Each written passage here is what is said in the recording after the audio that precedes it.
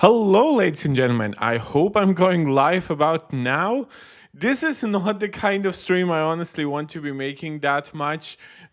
Like, it's not that it's potentially bad news for Apple. As you guys know, I'm pretty honest about it. I have no blind allegiance to Apple. It happens to be my favorite big tech company at the moment. But if Apple slips, if Apple gets destroyed, if Apple becomes irrelevant, I will have no problem transitioning to something else. Yeah, sure, I would be a little sad.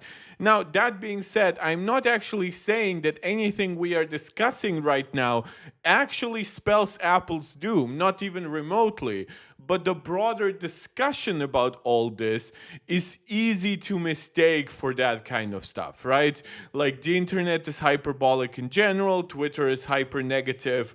In particular, the Apple community can be very split on certain subjects, new design languages, new product categories. So there is plenty of their opinion on Tim Cook, their, I would argue, like glorification, romanticization to the point of fetishization of Steve. So there is a lot.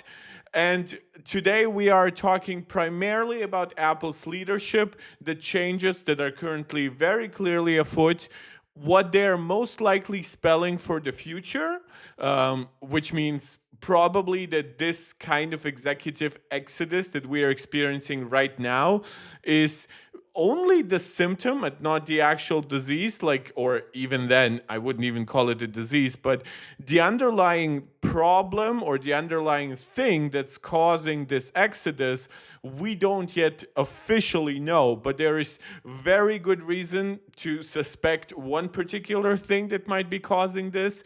And obviously over the last week we've talked about John J. Andrea leaving, Alan Dye, and now, ladies and gentlemen, I am back to discuss more Apple major executives leaving the company. As you see here, we have a handy cheat sheet of Apple executives still at the company. There are a couple of changes even regarding this image though. And there are some changes that we can most likely predict for the next few years. Maybe some people who have been around at Apple for 40 years, for 35 years, people that are clearly retirement age and people who probably want to relax in their mansion at some point, people who might be in a little bit of power struggle right now, people who are not the youngest either, and people who hopefully will stay. We'll discuss all of that and more. Thank you to anyone finding the chat right now or watching afterwards as a VOD. If you're enjoying this video, please subscribe to the channel, like the video, share it out with anybody who you think might enjoy it, and comment. You can of course comment live. I love interacting with a lively live chat, getting your opinions, your agreements, your disagreements, all that kind of stuff. You can also support me directly via super chats, super stickers. Of course, just leaving a comment afterwards helps tremendously with the algorithm as well, so that's very much appreciated. You can become a supporter over on Patreon or join our Discord. You'll find the link to both in the description of this channel, so any kind of interaction with the community is very much appreciated. We've been pretty active specifically on the Discord recently, debating all these topics, discussing what they could mean for the future, and just fooling around, making memes out of it, discussing some less than stellar journalistic efforts in describing this, whether it's from John Gruber, who we've discussed during last stream, or Mark Gurman, who we are unfortunately going to have a lot of negative stuff to say during this stream, both for pretty misleading coverage actually over the last few weeks and months, but also, I would argue, very much stepping over a moral line and a pretty bad journalistic quality line in his latest report.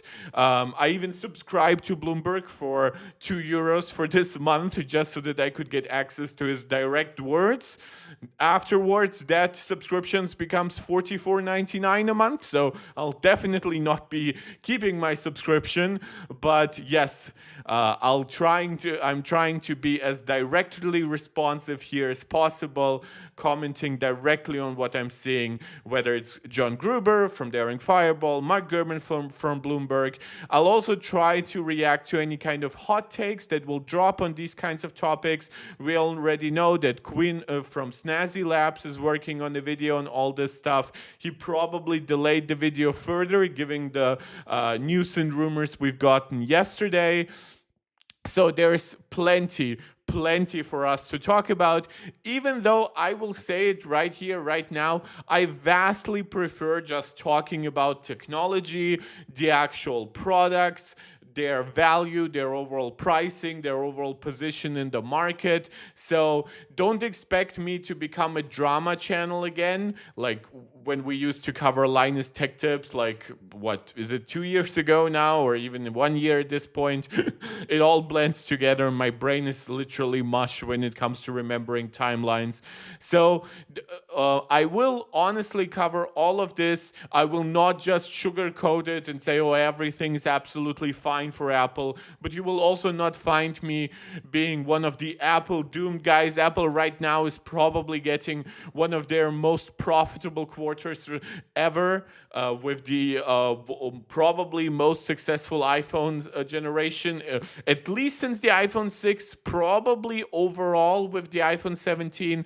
So there's a lot of great stuff happening at Apple, whether it's just the product overall or how successful the products actually are. Obviously, Apple Silicon is incredibly well received, and it's not just Apple Silicon, the chips as they're coming out from Johny Srouji, it's the actual MacBooks, it's the build quality, it's the battery life, it's the speaker quality, it's the great mini LED screen that will soon transition to tandem OLED. We're going to discuss potentially some of that in the near future, hopefully, as we'll get closer to M5 Pro and M5 Max MacBook Pro releases, and what it means when we finally get our hands on the redesigned M6 generation. So I vastly prefer talking about that stuff. However, sometimes we have to cover a little bit of drama. That's just the nature of the game. Now, this is a pretty familiar page to anyone who is a little bit nerdy about Apple, like I know many of you probably are. Apple's executives page. Now, starting with actual news and not rumors, is Apple themselves. This is a newsroom announcement similar to what they had for, of course, John DeAndrea. And I believe Alan Dye didn't get his own newsroom report, but that's, again, I know a lot of people want to declare Alan Dye like an Apple, like, vice president on the level of Johny Srouji, John Turnus, Craig Federighi, all those people, but he's not. He is responsible for the human interface design team, but that's half of the design team at Apple, and the design team overall also has to be at least partially responsive to the software team on the human interface side, or the hardware team on the hardware design team. So as much as Mark Gurman tried to make him out to be more than he actually is, even though I don't want to underplay how important Alan Dye was, he's not on the same level as if, like, John Turnus left tomorrow, arguably. But that given said, when we are talking about the highest of Apple leadership, we are actually getting news regarding two of them. You'll find that one of them, Catherine Adams, is still on the page. One of them is also still here, but who's a little bit lower here. But the changes actually concern both, but they're not leaving tomorrow, right? So Apple announces executive transitions. This is a press release from December 4th. So this happened a few days ago. I believe it happened basically right after my last stream.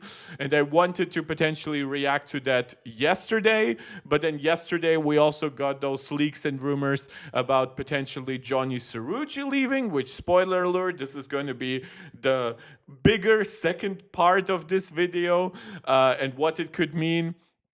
but I am trying to summarize it all. We got a pretty comprehensive report from Mark Gurman, not only on the executive leadership that has left, or obviously, or has announced they're leaving over the last week, but also he also finally summarized how many people he was actually kind of talking about over the last few weeks and months, like the people that switched to Meta, or the people that switched to OpenAI, or the people who generally retired. And I will actually be pretty critical of his prior coverage, because given the size of the team, I actually think that Mark Gurman has given an incredibly disproportionate amount of coverage to those people leaving. Like now that we finally are seeing some actual numbers here at play. That being said, I will, as I said, be nuanced. I will not be simply here in defense of Apple saying everything absolutely is hunky-dory, even though, to be quite honest, it most likely is. We are in a transitionary phase for Apple. We have known that for quite some time.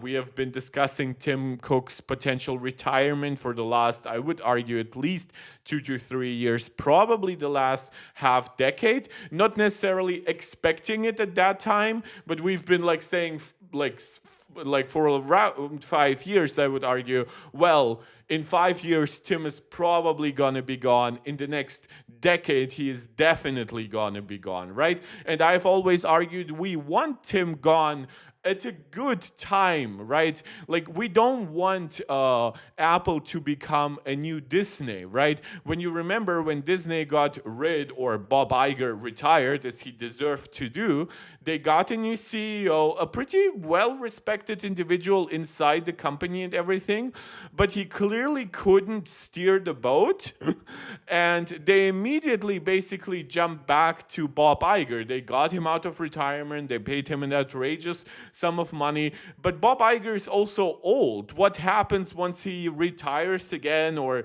God forbid he dies? I've always argued we don't want this at Apple. I've also argued we don't want an Apple CEO who is like an Elon Musk or a Sam Altman or even a Jensen from NVIDIA, right? These people who are very, very much ego-driven. I would argue Jensen the least out of the three I mentioned, but also people who give like bullshit interviews that are very much misleading. Like, I don't know how many have caught on that like Jensen was like talking with oh my God, who's the bald popular podcaster? How can I forget?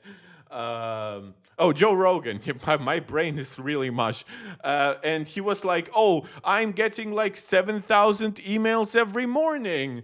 And that means I'm reading them all. And I'm like, no, you aren't. Either you have the best spam filter to even make sure that these emails are real. You're for some reason wasting your time on reading just regular people's emails. Like, don't get me wrong, there are some that are absolutely important. Like when Tim Cook, for example, brings up emails about Apple, about people telling Apple, oh, your tech saved our lives. I had like emergency SOS services on. I had satellite location. I had car crash detection, all that stuff. But even then, I would argue it's very likely that Tim isn't actually reading thousands of emails to get to those emails. There are probably like some actual people doing that. There's a level of AI filtering, and Tim is probably reading like 50 regular people email per day, plus maybe another 50 to maybe 100 from employees or something like that. That is like, at least when it comes to serious stuff, that is believable. Or like, are you suggesting to me that NVIDIA employees, like people who are making like at least $800,000 a year these days, many making in the millions, that there is such morons that they are writing dozens and hundreds of emails each to Jensen every day, or at least like one email per one employee or something like that per week? That's completely ludicrous. Like, people refer to their middle management and higher management before they go to the fucking CEO. So again, this is a small side rant, but I'm trying to say Apple has been my favorite big tech company, not only from the stuff that they have been delivering, but I would argue managerially, like they have not done these mass layoffs that Google and Microsoft have done. They've kept their teams a little bit smaller and a little bit more private in a way. So obviously, though, a lot is changing right now, so we'll have to see how Apple evolves. But speaking of changes, Apple announces executive transition. Jennifer Newstead to join Apple as senior vice president will become general counsel in March of 2026. Kate Adam to retire late next year. So this is basically an announcement a year in advance. And Lisa Jackson to retire. So Apple today announced that Jennifer Newstead will become Apple's general counsel on March 1st, 2026. Following a transition of duties from Kate Adams, who has served as Apple's general counsel since 2017. She'll join as senior vice president in January, reporting to CEO Tim Cook and serving on Apple's executive team. Team. Say that 10 times fast in a row. Tim's team. So basically, Jennifer Newstead is going to be replacing Catherine Adams here. However, that's not the only story. In addition, Lisa Jackson, vice president for environment, policy, social initiatives, will retire in late January 2026. The Government Affairs Organization will transition to Adams. So Lisa Jackson, I've said that multiple times, these people are not retiring tomorrow, but Alan Dye and Lisa Jackson are basically retiring as close to tomorrow as possible, which is basically Alan Dye is retiring by the end of this month, and Lisa Jackson is retiring by the end of January 2026, so in 1.5 months. The Government Affairs Organization will transition to Adams, who will oversee the team until her retirement late next year, after which it will be led by Newstead. Newstead titles will become Senior Vice President, General Counsel, and Government Affairs, reflecting the combining of the two organizations. The Environment and Social Initiatives teams will report to Apple Chief Operating Officer Sabi Khan. So this is basically a restructuring. So this position and this position are kind of being merged, but this position is not getting all the responsibilities of this position. Basically, environment and stuff like that is going to Sabi Khan, who is CEO at Apple, who replaced recently retired Jeff Williams, of course. Jeff Williams, for a long time, was actually kind of rumored to be the prime replacement for Tim Cook, but Jeff Williams was always, and is still, just a few years younger than Tim. I believe like 2 or 3 years. Just if Tim is 65, like Jeff Williams is like 62, 63, as far as I know. Like, that's not the kind of replacement you want to have. Like, if Tim leaves and let's say Jeff Williams is in great physical condition and everything, like, how long would he serve then? 5 years after Tim? 7, 8? Even then, like at the time when he is clearly getting close to retirement, at the time where he might develop health issues, at the time where he might just be less interested in being as active as he was in the past. So obviously we now have Sabi Khan as CEO, and the position of president of general counsel and the position of CEO are inheriting some of the task from the vice president for environment policy and social initiatives. You see, none of these jobs are very technical. None of these jobs are very, well, they are nerdy in their own way, of course, but they are not primarily designed like they're not hardware, they're not software, they're not design in that regard, right?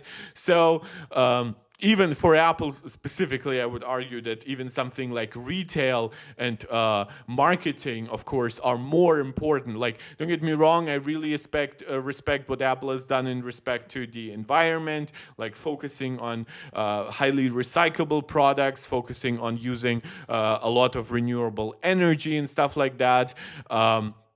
making their products very energy efficient, all that stuff, even having great recycling processes, both in production, where if they're like CNC machining aluminum, they're recycling the aluminum that basically falls off and it immediately goes back to the production chain, or of course recycling older products where, because Apple of course has this tight understanding of the exact internals of each product, they know which part contains gold and copper and all of that can be better recycled than other parts. So they have like a little robot who deconstructs those products, gets as many parts out of there as possible. Each part then goes to the most efficient recycling process possible, right? So I respect that. I hope they don't slouch suddenly on environmental policy and stuff like that. It is unfortunately something that we've seen a lot happen, especially with the AI boom. A lot of companies like Google and Microsoft, and even new companies like OpenAI, they've like scaled down some of their environmental goals, like transitioning fully to only renewable energy and stuff like that, primarily because their energy usage has ballooned through the building of new AI servers, and of course through running and maintaining those AI servers, and they don't plan on stopping anytime soon. So they really are not promising as much. They probably also don't want to piss off Trump right now, who's a big fan of what he calls clean coal. So he probably doesn't want big companies to be as outspoken about environmental protection as, let's say, a Democratic administration would be. So even if those companies still maintain some of their environmental goals, they're not as outspoken about it. So basically eliminating a position that kind of mostly focused on that could be a sign of that thing. I've also, again, and I've talked about it briefly last time, like you can see Luca Maestri, who used to be where's the position here? Who was in Kevin Parekh's position, who is the senior vice president and CFO, of course. Like Luca Maestri is still with the company. He is vice president of corporate services. Like I've seen people talk about specifically about him retiring, and maybe you can call it a partial retirement because from everything we know, he obviously has less responsibilities in the new job, but he's not going away. And even if he does, obviously Apple had no problem finding a new CFO, and obviously Apple is still quite good at bean counting. So I will get, of course, into some of the more concerning potential exodus of leadership, but this is not that. You can argue about Alan Dye. I've seen some people being positively giddy about Alan Dye leaving, but you can also see Alan Dye never even was on this page, so take it as you will. And of course, Alan Dye has a little bit of controversy behind him. Some people love him, some people hate him. The new Stephen LeMay, who's taking over for Alan Dye, definitely seems to be, I've seen now more and more people come out to say that they're very, very excited for LeMay. Now, they've been very polite in general about Alan Dye, unlike the likes of John Gruber, but obviously the situation kind of suggests that internally Stephen LeMay might have been more liked than Alan Dye in some ways. That being said, I still appreciate a lot of what Alan Dye has delivered inside Apple, but I'm not crying because of him leaving. In fact, there's pretty much only one potential exodus, and that's going to be the next part of the stream that might happen, could happen, and definitely will happen over time because retirements and stuff like that, that could make me really sad. That being said, even there, I'm pretty convinced that Apple could still right the ship and still be successful even with that happening. Kate has been an integral part of the company for the better part of a decade. So this is important. Some of the people leaving right now, they're very much under Tim. Like some of the people here, yeah, sure, they have been under Steve, but the current positions they've hold, that's something that they have gotten under Tim Cook. So we are in a transitionary phase, similar to how when Steve first got sick, then eventually handed responsibilities over to Tim, then eventually fully retired, then eventually, of course, died and lost whatever influence he still had inside the company. We had a lot of actual change up over that time. We had 2 consecutive hardware vice presidents who both served for only like 2 years, right? We, of course, had Stock Forstall leaving a year after that, once the debacle with iOS 6 came out. We had multiple smaller positions leaving, and some, of course, being elevated to the positions of other people who have left. So again, this is not completely unheard of, but this is definitely one of the biggest upheavals inside Apple that we've had, at least since Steve's death.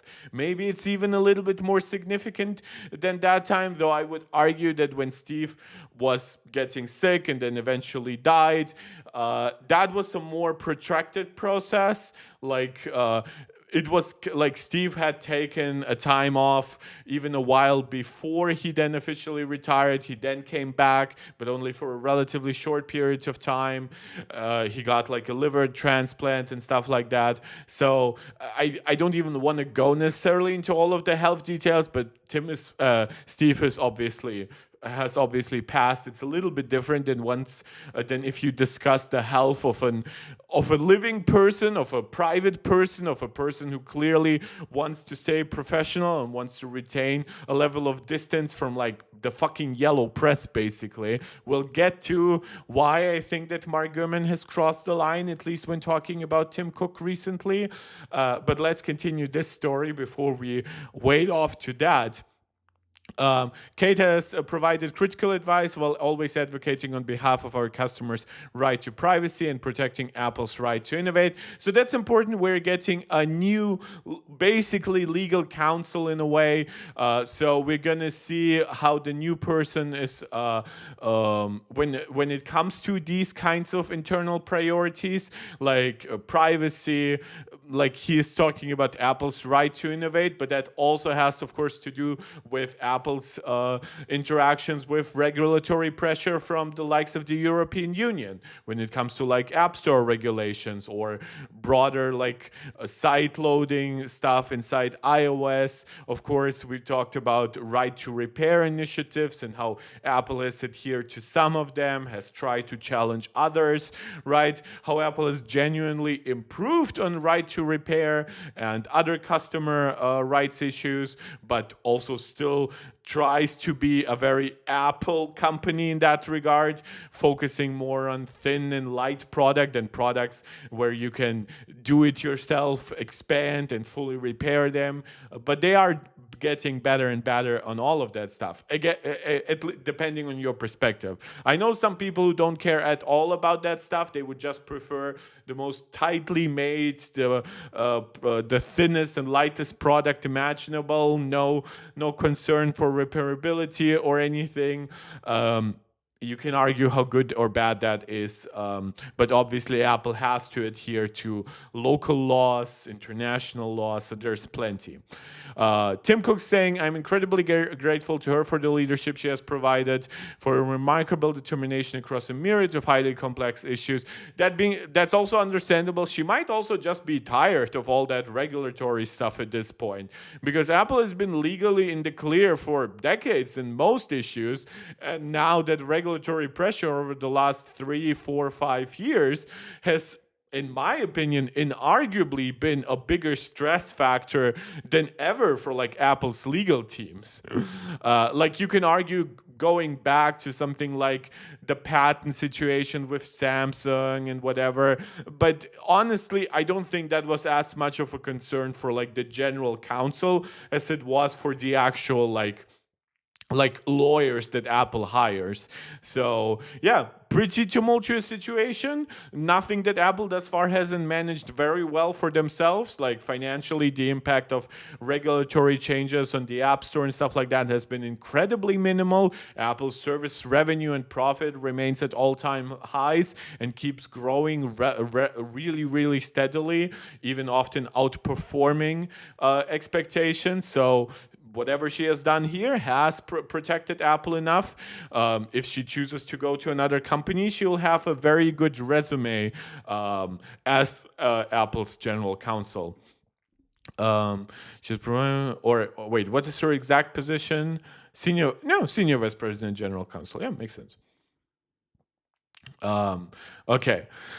And above, he thanks her for her thoughtfulness, her deeply strategic mind, and her sound counsel. I'm deeply appreciative of Lisa's contributions. Lisa, of course, being mostly known for, during an Apple presentation, being on the roof of Apple's headquarters while talking about the environment.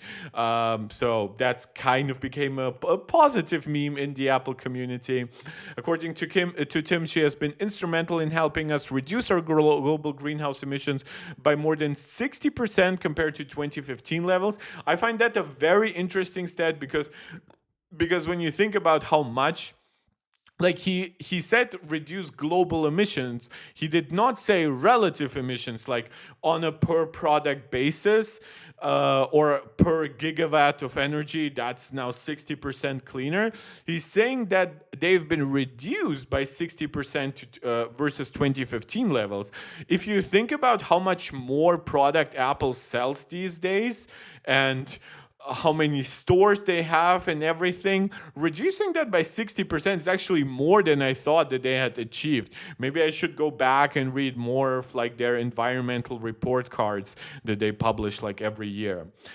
She has also been a critical strategic partner in engaging governments around the world. That, of course, has also stuff to do with like regulatory pressure, but also Apple's particular stance on privacy and security, whether it's even stuff like the privacy nutrition labels on the App Store, or the fact that they refuse to give any kind of backdoor, whether it's to the general operating system or even to iCloud. Like there's been some controversy about that when the United Kingdom government was asking for that kind of backdoor. So, and Apple has actually deactivated certain iCloud services, or at least higher protection in the United Kingdom, saying that you cannot have both. So there's been a lot, obviously, to do for Lisa and for Kate. So I'm really glad for and grateful for their work for Apple. But like, let's be honest, these are not the people keeping Apple on their shoulders. And now, according to the replacement, kind of for both of them, according to Cook, Apple couldn't be more pleased to have Jennifer join our team. She brings an extraordinary depth of experience and skill to the role and will advance Apple's important work all over the world. We're also pleased that Jennifer will be overseeing both the legal and government affairs organization, which, to be quite honest, it does make sense to unify them, given the increasing overlap between the work of both teams and her substantial background in international affairs. I probably should read up on her because obviously we've been very much busy. I believe she's coming from Facebook, from Meta, which, by the way, I always find it funny when Apple like poaches somebody. She's an American attorney. She finished Harvard with bachelor's, a Juris Doctor from Yale Law School in 1994. Damn, that was before I was born. She then clerked for a judge. Is she that? That's an incredibly... Wait, is that... Yeah, prior to working at Facebook. That's her. That's Jennifer Newstead. Oh my God, she's like a fucking legal, like, tour de force. I know she works or worked at Meta. I'm not sure if... represented the United States as agent... Counsel. Damn, she's an actual like lawyer. Like she isn't just like some corporate hack. And she was legal advisor of the Department of State from 2018 to 2019. I know some people will say, well, that's under Trump, blah, blah, blah. But like, what you gonna do if you're in that position and you can't be elevated? Will you really like say no to that just because it's Trump saying that? She definitely isn't like a Trump lackey or anything. Oh yeah, and she probably after this then went to Meta to make some real money. She's credited with helping to draft the Act. That's definitely not a good piece of legislation, but granted that has nothing to do with her. Like nobody forced to nobody forced the United States Congress to approve that piece of shit. And a lot of that reaction, well, like that created the Patriot Act, obviously has to do with 9/11. Things like that. Definitely seems like she is more of a right-wing individual, though, which to me doesn't matter. If you are like a legal representative for your client, like once you are in that position and you are actually beholden to your client's interests, I don't care if you might be personally or even on the government position more right or left wing. I highly respect the position of lawyers. Like, who did she again clerk for? She clerked for Lawrence Silberman of the United States Courts of Appeals for the District, and Stephen Breyer at the U.S. Supreme Court. Yeah, so she definitely is good at her job. And Breyer was a Democratic appointment, right? Yeah, by Bill Clinton. So she clearly has no hard allegiance to either the far right or the far left here. I always leave that out when it comes to analyzing executives because, like, sure, you might argue about, well, what does it mean for like environmental protections and whatever, which is more of a left-wing cause. But then don't forget that actually that position, environment and social initiatives, is actually going to Sabi Khan, which might have actually been a discussion that Tim Cook might have had, because we know Tim Cook cares about issues like environmental protection. Maybe Tim Cook went to somebody like Sabi Khan, asked, look, can you shoulder a little bit more work? We know, obviously, as CEO, you have plenty to do already. And, like, will you consider, like, will you continue my legacy when it comes to environmental protection and things like that? And if Sabi Khan said yes, that obviously is now less responsibility for somebody like Jennifer Newstead, but also then in that regard, maybe if that's a little bit less of in agreement with her personal or political beliefs, maybe it just makes sense to go that route. I actually think that's honestly all we kind of need to see. Basically, more restructuring from more people leaving, but I would argue the restructuring itself makes sense, and I would argue that the people leaving in question are in positions that generally are not of vital importance when it comes to Apple. However, and this is now the second major part of this stream, there is one person who I definitely consider paramount for Apple right now. Now, that being said, he has a very strong team working under him. So him leaving necessarily wouldn't be the end of the world.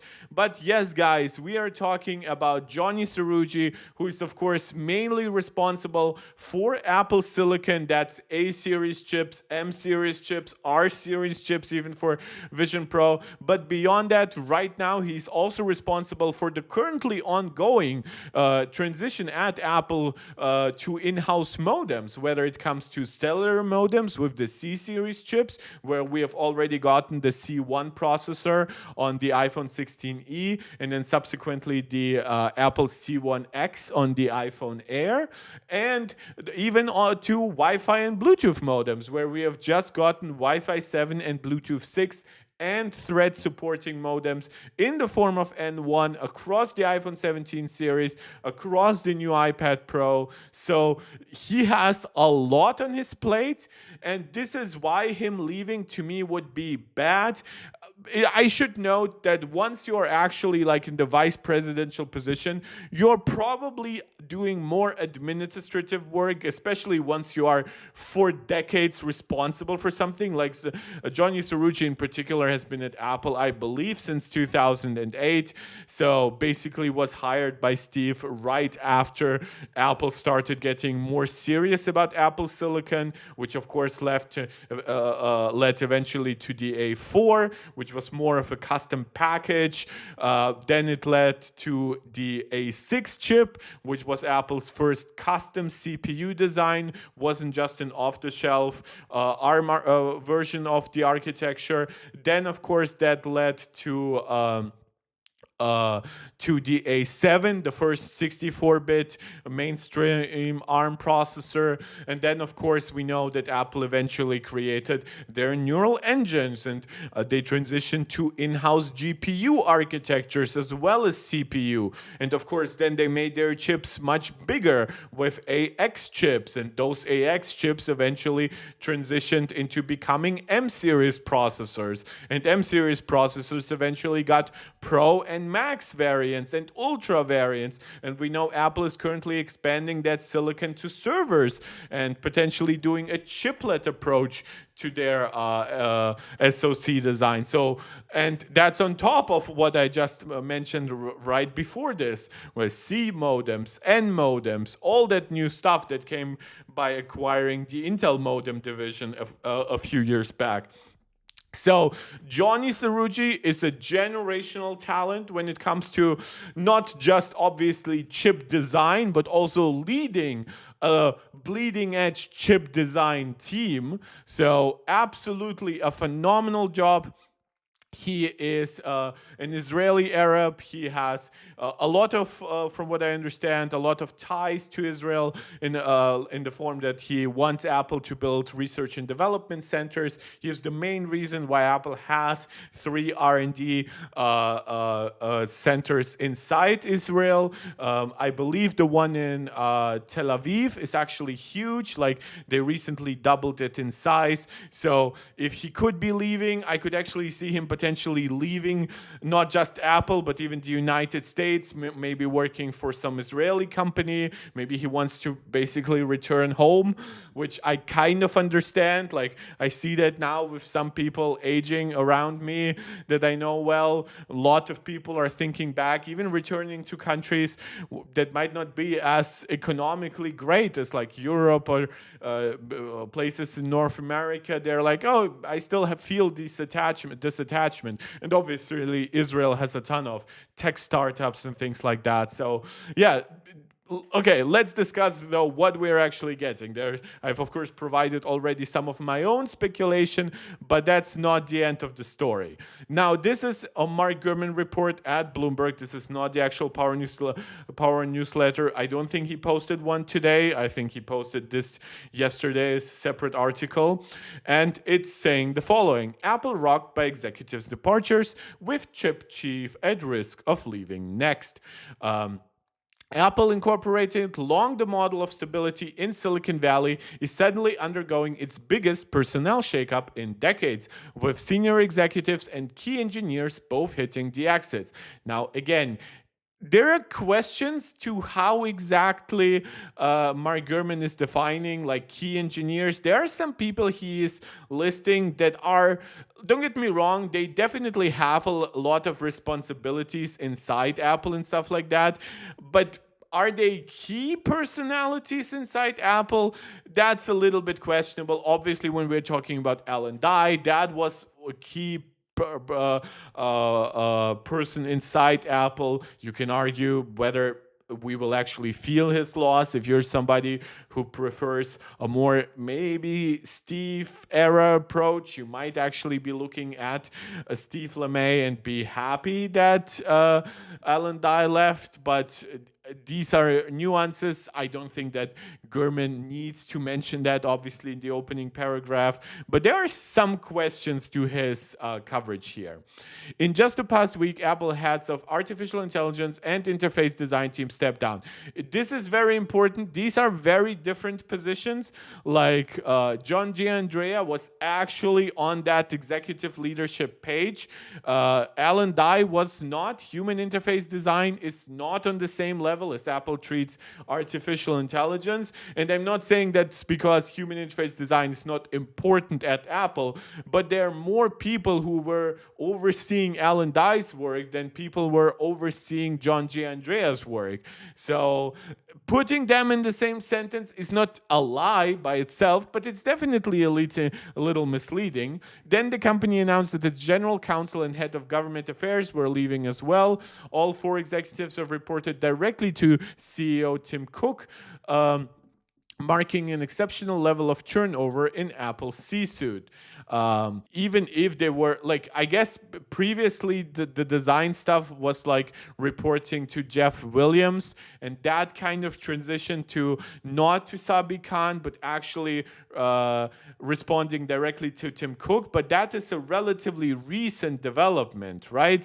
Like, so while that is technically the current state of affairs, that has not been the defining state of affairs for all the time that Alan Dye has been in charge. Obviously, once we're talking about John G. Andrea, who, by the way, has lost a lot of responsibilities before leaving, like Siri was put under Rockwell, who was, of course, responsible for Apple Vision Pro. So and now all the AI stuff is transitioning, which I think makes sense, to Greg Federici. Like, they do have a new guy for AI, but he's primarily overseeing the actual like creation of LLMs and whatever. He is responding now to Craig, which in my opinion should have always been the case.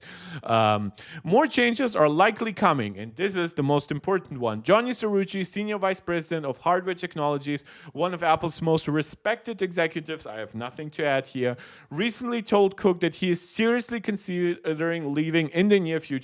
Unfortunately, we don't know who reported this to Mark Gurman. We don't know what near future means, but again, he's a journalist, so he's saying it's according to people with knowledge of the matter.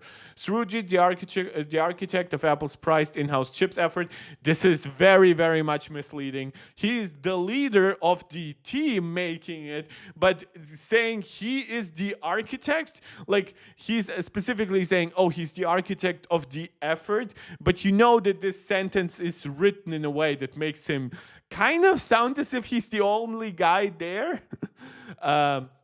Has informed colleagues that he intends to join another company if he ultimately departs. This is interesting because he's 61 years old. Most of his work is actually kind of tight at this point because don't forget, he has been at Apple since 2008.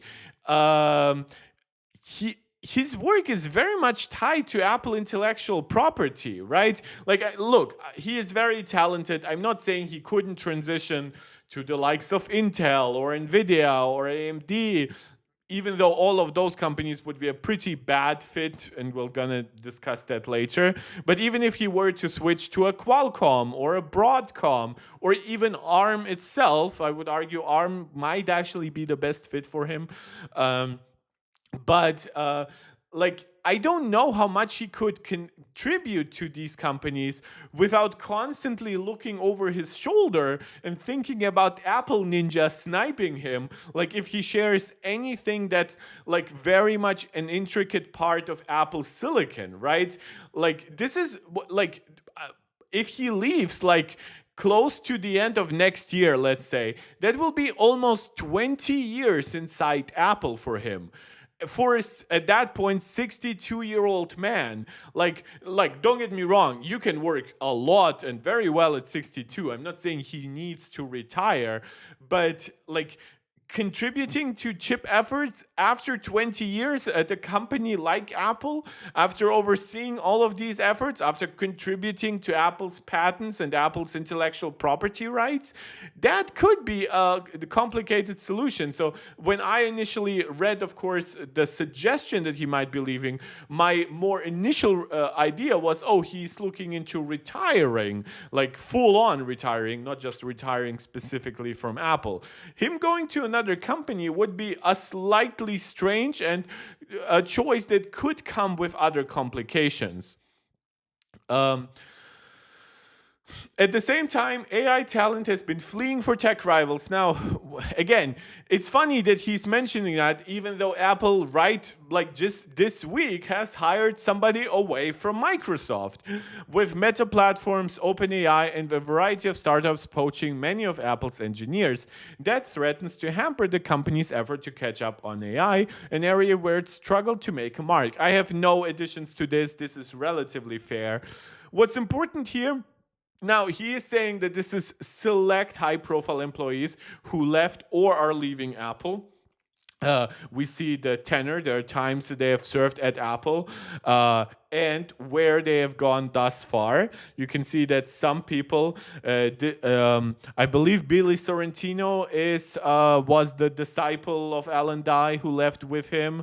Ian Zhang, I believe this is in this report, is responsible for like optics and panel technologies, which makes sense because Meta is obviously working on the next generation of glasses and everything. So that is actually the kind of poaching that I understand, even though Apple is obviously working on their own glasses. But I doubt Apple needs a specific person in the same way that Meta does, because Meta is building all that stuff pretty much from scratch. There is a reason why the upgrade rate, for example, for the Meta Quest series is like once every 3-4 years sometimes, right? So Apple's hardware cycles are much faster. They have much larger teams.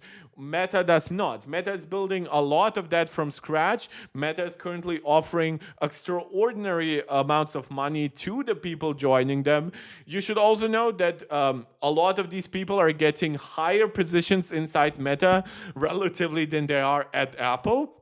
And you can argue until the cows come home about like how generous Apple should be with their compensation package, how many stocks they should be doing. But you cannot ask Apple to elevate everyone into like senior vice president position, right? You can ask that however you want, but there are only so many senior vice president, senior executive positions at Apple. So of course, when you look at Meta creating new positions, like for example, the positions that Alan Dye is taking over. Where's Alan Dye here? Right, that position did not even exist before at Meta, and he is arguably getting a position at Meta that is the same as Johny Ive once occupied at Apple, a position that Apple essentially split into two paths, one for human interface or software design and one more for hardware design, right? So of course a lot of these people are not just looking at money, but they're also looking at a way to rise up the ranks. And there is only so much rising up the ranks you can do. Like Alan Dye was not gonna replace Craig Federighi or somebody like that. Alan Dye was not gonna be elevated into a senior vice president of all design, including hardware, because that would have really been poorly received by the actual hardware design team, right? So John J. Andreas obviously retiring. We talked about Kate Adams, Lisa Jackson.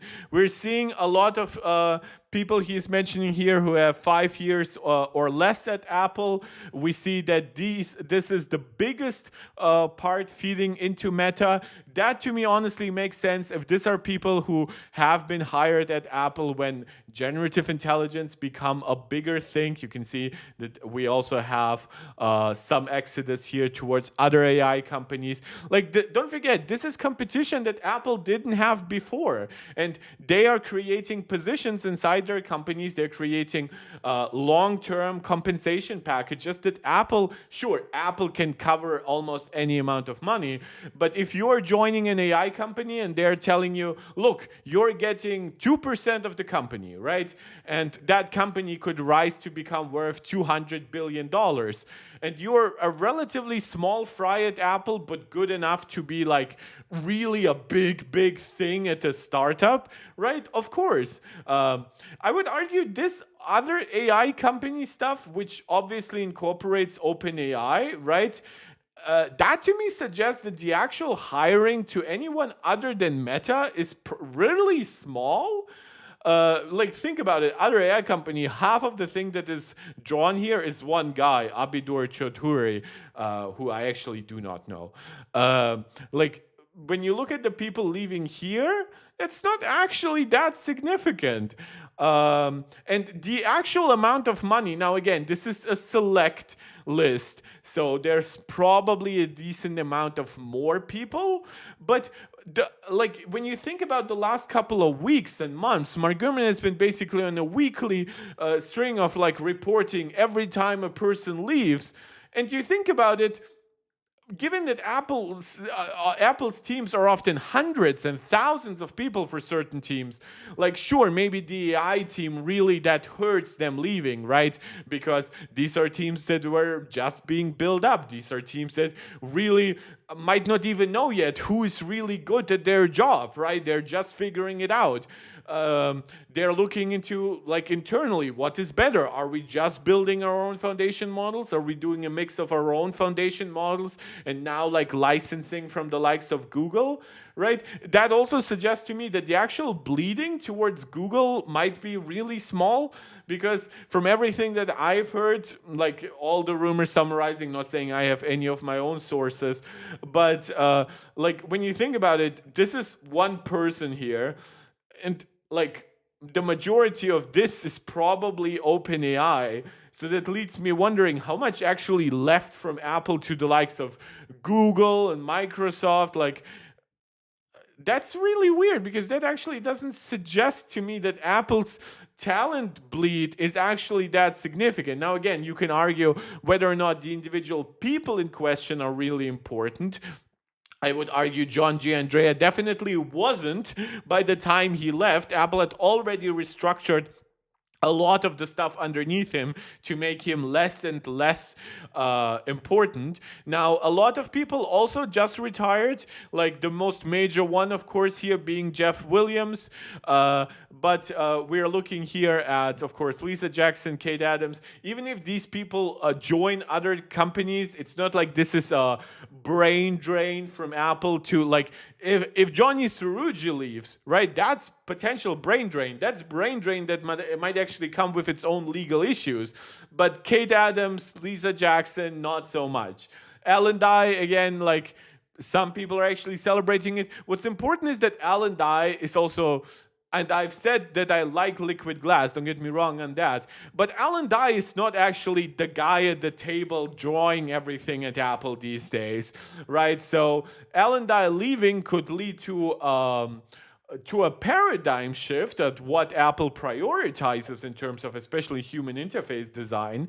But Alan Dye leaving is not going to result in Apple doing corner radiuses wrong. I've seen a lot of people like complaining that like companies now have the freedom to define their own corner radius inside macOS. I'm not the biggest fan of that decision, but also quite honestly, I don't care. I've seen some people use it as like an attack vector specifically at Alan Dye, saying, oh, he cannot even get corner radius right. And I'm like, wait, but it's specifically a choice, right? Like, it's a more opening up of the platform, which, by the way, has always been possible. But this is now specifically a part of human interface, like design guidelines. I just find a lot of it funny. This to me suggests that that brain drain has honestly not been as significant. Now, obviously, there are some higher positions here in questions and some that are newly covered as well in that article. And I'm convinced there will be more people leaving, especially if Mark Zuckerberg, like Meta recently did not confirm that they're actually cutting 30% of the Horizon stuff or whatever is their VR stuff. But they basically said that, yeah, we are prioritizing AR glasses. And there also talk that the product that they have actually been counting to release potentially in late 2026, a new wave of AR glasses, might be delayed as much as to late 2027, which probably is important, because if they're only now hiring people like Alan Dye, that would they probably would need at least a year to like put their own stamp on those products. So that makes sense. But even thus far, like think about it, what has Meta actually delivered with these projects, right? Apple Vision Pro, which for most of its existence was like a small constrained team under Rockwell, right? But and Alan Dye, which is why I personally like his work, has of course contributed to Vision OS, which is why I respect him primarily. I actually like the design of Vision OS even more than I like Liquid Glass. Everything except the circular icons. I'm really glad that did make its way to iOS or macOS. By the way, hi to everyone in the chat. I've been really absorbed with everything. We have Rosa saying hi. We have Angelica saying basically thank you for covering this stuff. You're welcome and thank you for joining. And we have Riley saying hi, who's just after one message is already the #1 chatter. So I guess you have been watching to collect those points. So thank you very much, guys, for finding the stream. I have been my last video has performed doubly as well as my previous video. So I'm really hoping that the algorithm is finally remembering about my existence, which is really gonna be bad if I disappear for another 2 weeks during the holidays. But thank you to anyone who is finding these videos, who is of course supporting this channel directly, or to anyone just watching, just leaving a like, leaving a comment. It means the world to me. To all you who are joining our Discord or supporting over on Patreon, you'll find the link to that in the description of this channel. Thank you so much as well. Basically, thank you to the entire community. It all adds up to one of the most tumultuous stretches of Cook's tenure. Though the CEO himself is unlikely to leave immediately, the company has to rebuild its ranks and figure out how to thrive in the AI era. This is wrong. Like, Apple's big successes right now is a very well-selling iPhone 17, both the base model and, of course, the overall series. Like, the 17 Pros are selling really well too. iPhone Air is not doing too hot, but it kind of doesn't need to if the base and the Pros are doing really well. Riley, you're saying the rumors are so dry and you're waiting for 26.2. Well, I do agree with the latter. I do have to say, like, the actual news at Apple, when you think about it, John G. Andrea leaving, Kate leaving, Lisa leaving, and no, I'm not using their first names because they are women and I'm misogynist. It's because I honestly, like, it's Lisa Jackson and it's Kate, it's Catherine. Yeah, I forgot the names. That's why I'm calling them by their first name, because I remember the Apple Newsroom report more than I do. Oh, I found a bug. Where is it? And Catherine Adams. I'm also waiting for the final release of 26.2. I actually have to say 26.2 has been phenomenal to me on both iPhone and iPad. I've actually not interacting as much with my Mac beyond my streams in the last few days. So while I have installed the beta, I have not tested it out as extensively. So we'll see. I'm definitely great. I'm looking forward to stuff that will change the story. And this is why I actually recommend Apple. While I know you are not really into panic decisions, and I'm not suggesting you should be, if you actually have a new generation of AirTag and a new generation of HomePod Mini, the new generation of Apple TV 4K, please release those. Like, look, if you're working on something brand new for those products, still, I understand that, right? If you're working on an Apple TV that supports, for example, Dolby Vision 2, right, their latest HDR standard, yeah, you can delay that. But from everything we understand, for example, everything for AirTag 2 is ready. Like, we already have the chip for that, the U2 chip, in other products. So Apple, please do that at least, so we can talk about something other than people leaving, and then we're leaving so much more space for the likes of Gurman to provide their own spin on it, right? And yeah, this is why, like, Apple does not have to thrive in the AI era. In like, Apple will thrive in the AI era and they will do some AI stuff, but no, Apple will not be as deep into AI as the likes of Google. You can already see even from Microsoft, right? What does Microsoft do with their AI when you think about it? It's that Copilot bullshit, which, by the way, yeah, ChatGPT powered. So there goes your argument that a big tech company cannot use an external service. Yeah, I know Microsoft does also, similar to Apple, build their own foundation models, but definitely less so than OpenAI, than Google. And then you have the one company that actually thrives the most in the AI era, which is NVIDIA, who does not build really any foundation models, right? They do not provide their own chatbot, and yet they're currently the highest valued company in the world on the stock market. So Apple can absolutely thrive in the AI era, absolutely can thrive with AI, but they will not thrive the same way that OpenAI does or Google does, because their approach is still fundamentally focused on hardware. Yes, Apple builds a lot of software to power that hardware. Apple builds a lot of services to experience and use and pay for on that hardware. But Apple does not suddenly like create a Google search alternative or something like that.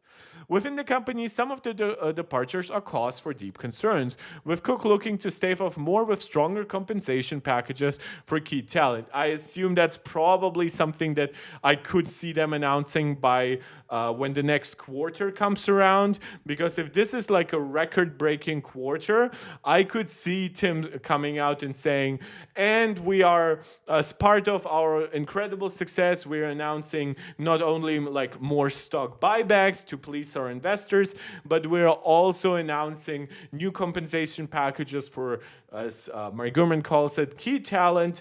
We understand that this is a very competitive landscape that we are in, so we are dedicating $5 billion over the next 5 years or something like that, purely for additional compensation packages. That's on top of course, that's of course on top of like regular salaries and even hiring bonuses and stuff like that, and matching deals that might be offered by other companies and stuff like that. No, we are providing even more on top because we can. We are inarguably one of the top 5 profitable companies in the world right now. We are probably beyond even, except for the likes of like Saudi Aramco, which is like an oil pumping company, like we're probably the most profitable company over the last decade.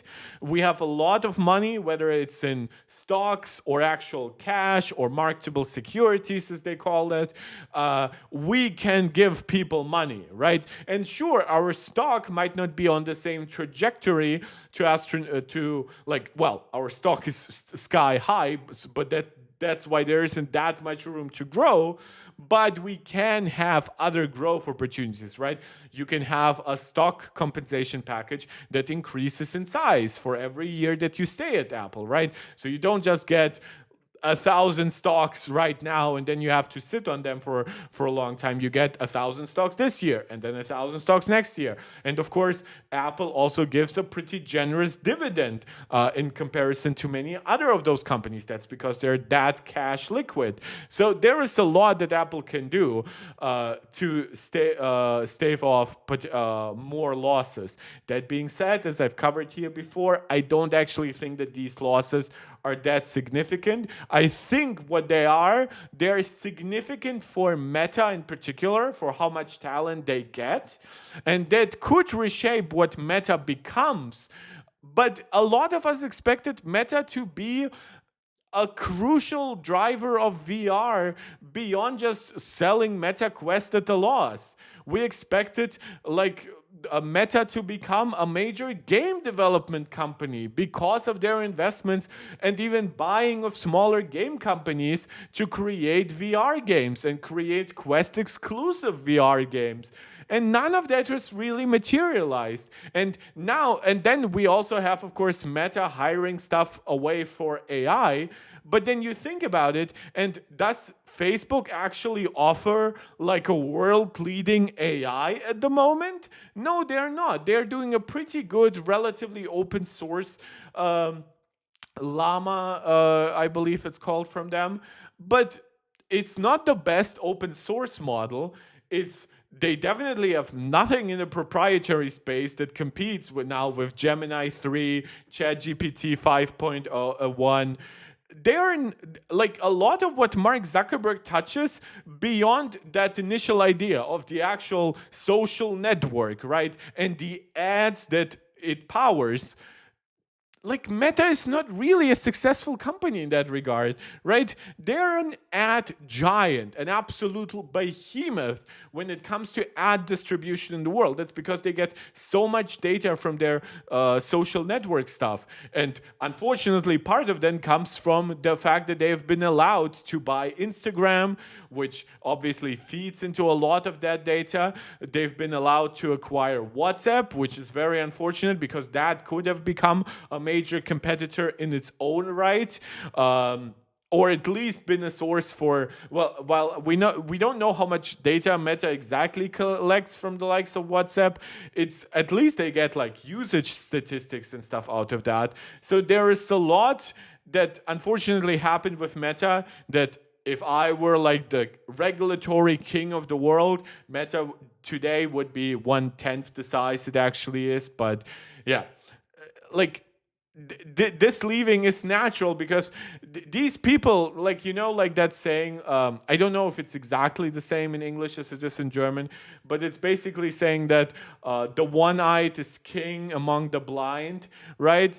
Like, I'm not saying these people are not talented that are leaving to Meta, but they're not the biggest talents and names at Apple. Look, if Johny Srouji tomorrow left for Meta, I would actually be concerned. Right now, he alone cannot right the ship of Meta suddenly becoming a major chip developer, but it would be a big loss for Apple and definitely a big get for Meta. Alan Dye is a little bit of that, but definitely not to that degree. But of course, the money is new. The positions that are being created for these people are new. They're definitely like get to put on their resume something like, "Oh, I was a major person at Apple, right? I had a good tenure of 5 to even 10 years sometimes. But look, at Meta, I'm vice president. I'm senior vice president. I'm responsible for all of design, or I was responsible at Apple for optics and stuff like that. While at Meta, I'm responsible now for all of VR optics and whatever. And I'm the major executives for display technologies or whatever, right? So you can see why they're leaving. Not necessarily because anything is bad at Apple, but because the opportunities in other places are at the very least interesting. We don't know what will happen. A lot of these people might actually try to come back in 5 years or so. Like, you think of the potential exodus that will happen at Facebook for VR stuff, right? Where do those people go? What about the tens of thousands and cumulatively hundreds of thousands of people who have been let go from Microsoft and Google, right? Do you really think Apple is running out of talent anytime soon? In other cases, the exits just reflect the fact that veteran executives are nearing retirement age. Still, many of the shifts constitute as disconcerting brain drain. Yeah, but again, he's not really actually like getting into detail. Like, especially those that are near retirement age, that's just something unavoidable. And honestly, if you're somebody who was thinking that Apple could like keep people in the job for 50 years, then you're a moron. Like, people actually work hard at Apple. They are at some point, like, they're not United States presidents. They cannot be vegetables on the world stage and actually like be, everything is fine, right?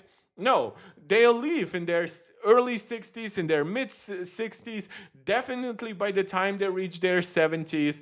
Even again, as I brought up Bob Iger, who of course is over 70. How old is Bob Iger exactly?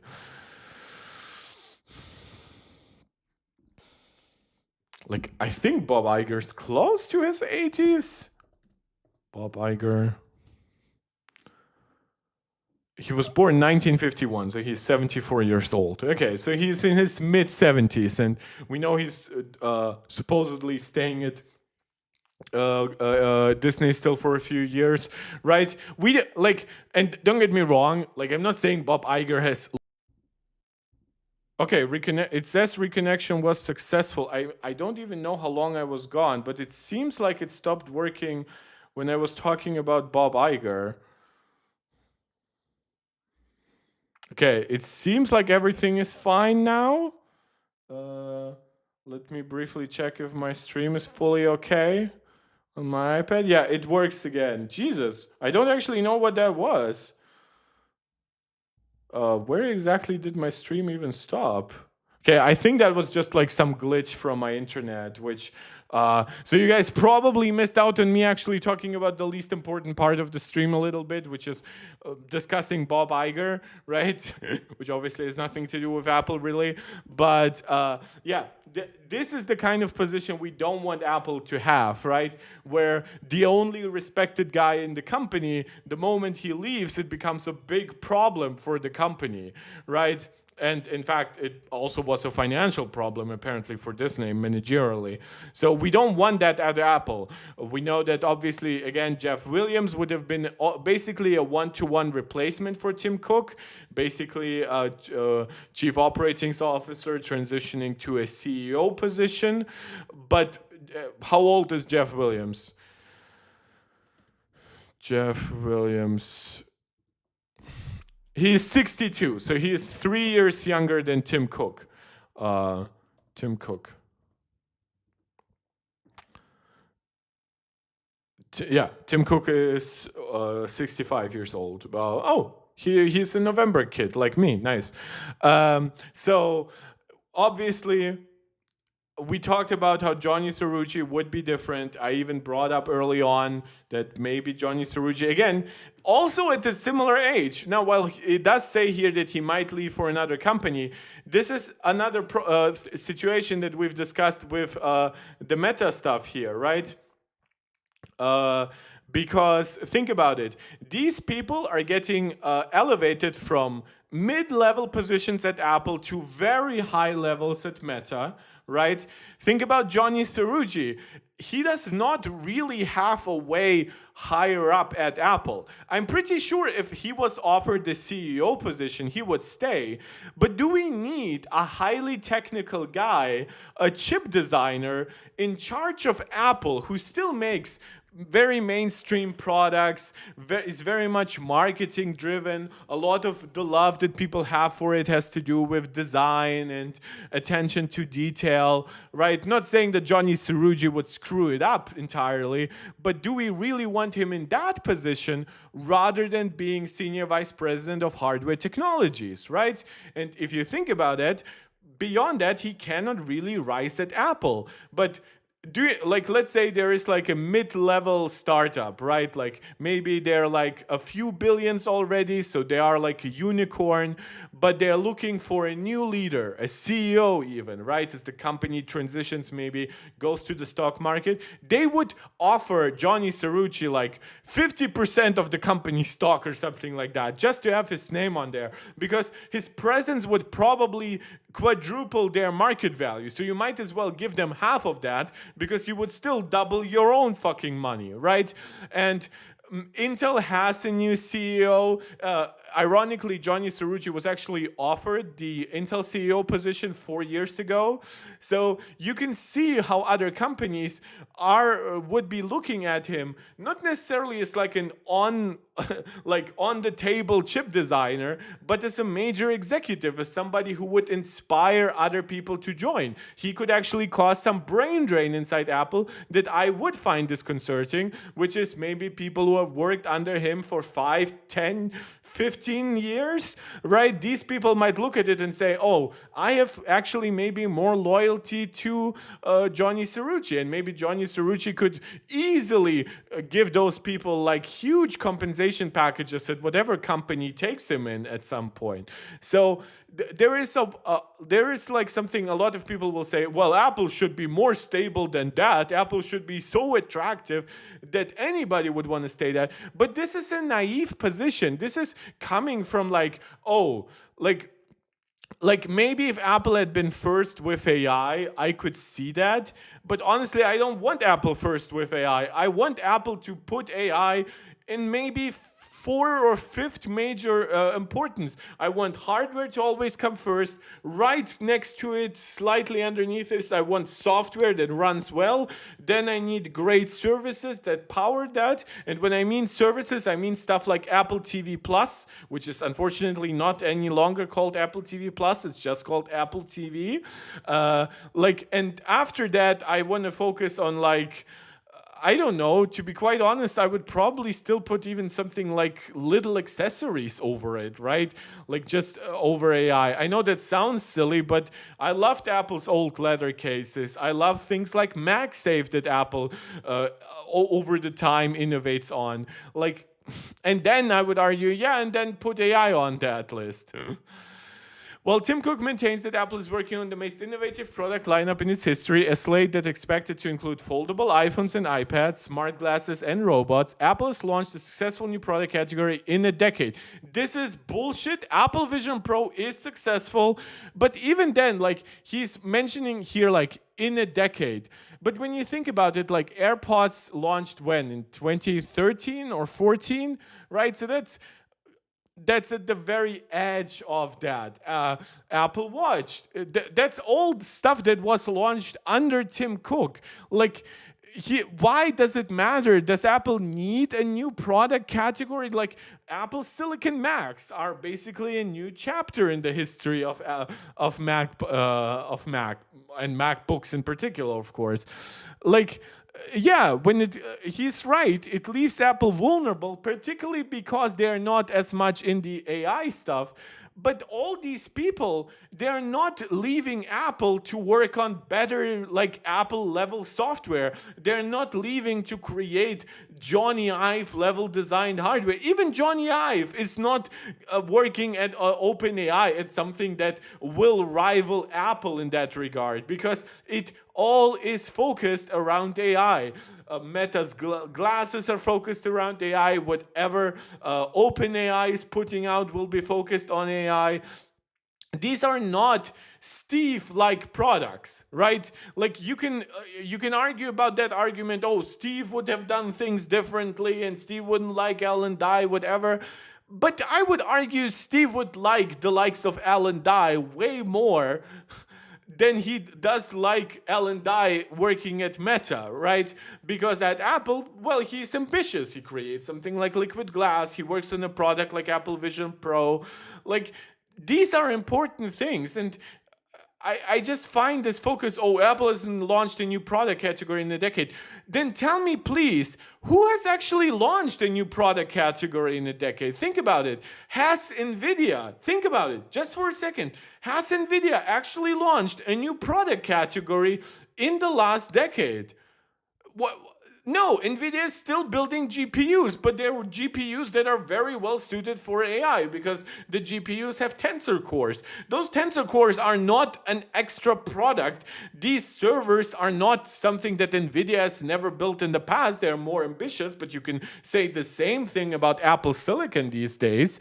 So think about Google. What has Google launched over the last 5 years that's that new, right? Like, I mean, you can argue they've at some point launched stuff that is new for Google, but is it overall a new product category in the market? Even think about Google Gemini. Google Gemini is very much a response to what OpenAI has done. The fear that ChatGPT, especially in partnership with something like Copilot, maybe even well integrated into Siri, could attack them. Like, it's not a new product category from them in that regard. Like, well, it's a new product category for them, but it's not a new product category in the broader market. So I am a little bit confused why this is, because none of these people, like, you can argue Meta and with the Ray-Bans, they arguably launched smart glasses kind of first, but then we have Google Glass way in the past, which didn't really make its way to the market. And then when you look at Meta Ray-Bans, and I would argue, are they actually successful? What are the sales? What are the revenue? What is the profit? Versus something like Apple Vision Pro. When you even think about the already kind of like long-term commitment that Apple has shown over the last few years of updating Vision OS every fucking year, giving great features like Mac external screen support, like doing like a great 21:9, and what is it, like the next step, like 38:9 or something like that, widescreen support, and supporting even the widgets all over your house and stuff like that, like having permanent shortcuts everywhere and things like that. None of that stuff exists on something like the Meta glasses. And Meta glasses, like when you think about it, like think about it about, for example, about the biggest tech YouTuber in the world, relatively, right? Think about Marques Brownlee, MKBHD. So he talks about cars, he talks about hot takes, he talks about what's on his phone, general cool new stuff, right? He does a video on what's going on with Apple Vision Pro. He talks a lot about this generation of iPhones, right? And then he talks, wait, smart glasses are suddenly cool? That's one video 2 months ago, right? And yes, it got pretty good views at 7.3 million for what is the new Meta glasses with a display. And then immediately, iPhone Air review, 5.5 million views. iPhone 17 Pro reviews, 5.5 million views. iPhone 17 review, 4.6 million views. Just combining all these products, even the fucking Xiaomi 17 Pro Max, which is definitely not a new product category in any way, keeping up with that. Did he even bother to do a review of that device once he actually had it in hand? No, he didn't. Look at Mr. Who's the Boss.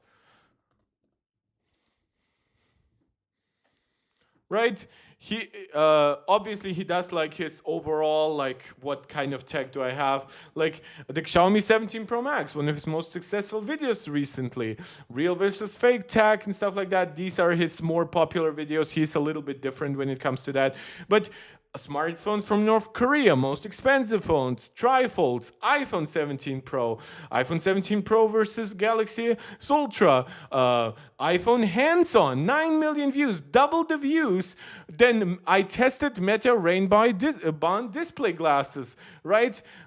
And a review afterwards? No, the fucking battery life test on the new iPhone gets like 2/3 of the videos as his initial impressions on Meta Ray-Ban glasses. Anybody who thinks that like, oh, like Apple hasn't launched a new product, then show me the other new products that have been successful. Like, I would argue that in terms of overall market success, when is the actual like AirPods, right? AirPods, I think I should just go to English and Wiki, right? I think AirPods either launched in 2013 or 2014. No, by the way, Apple, no, what? Okay, so Mark Gurman is incorrect when he says over the last decade.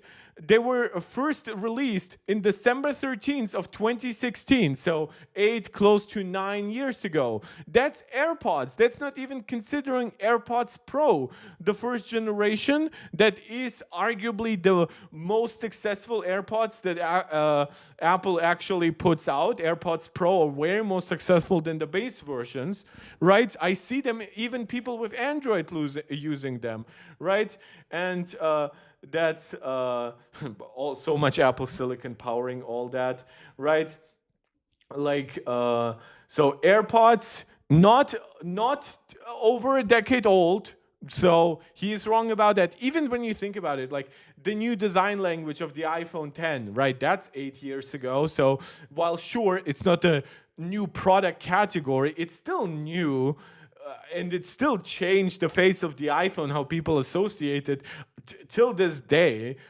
Like, iPad Pro 2018, the huge redesign, like all of iPads transitioning to Apple Silicon. Again, Macs transitioning to Apple Silicon all over in the last half decade. So when we think about Apple Watch, I think that's a decade then, because that's a year before. So they released in April 24th, 2015. That's 10 years ago.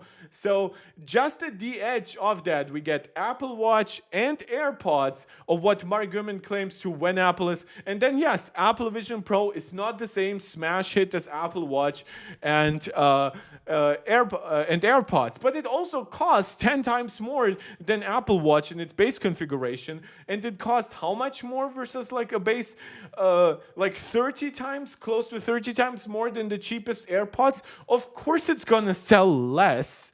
Like, this is insane. Like, Mark Gurman does never even provide a lot of numbers for any of that. He just claims that Apple Vision Pro is a failure. Even though, by the way, for the first year of Apple Vision Pro, he basically said Apple plans to sell 100,000 to potentially 200,000. We know that they have actually met that.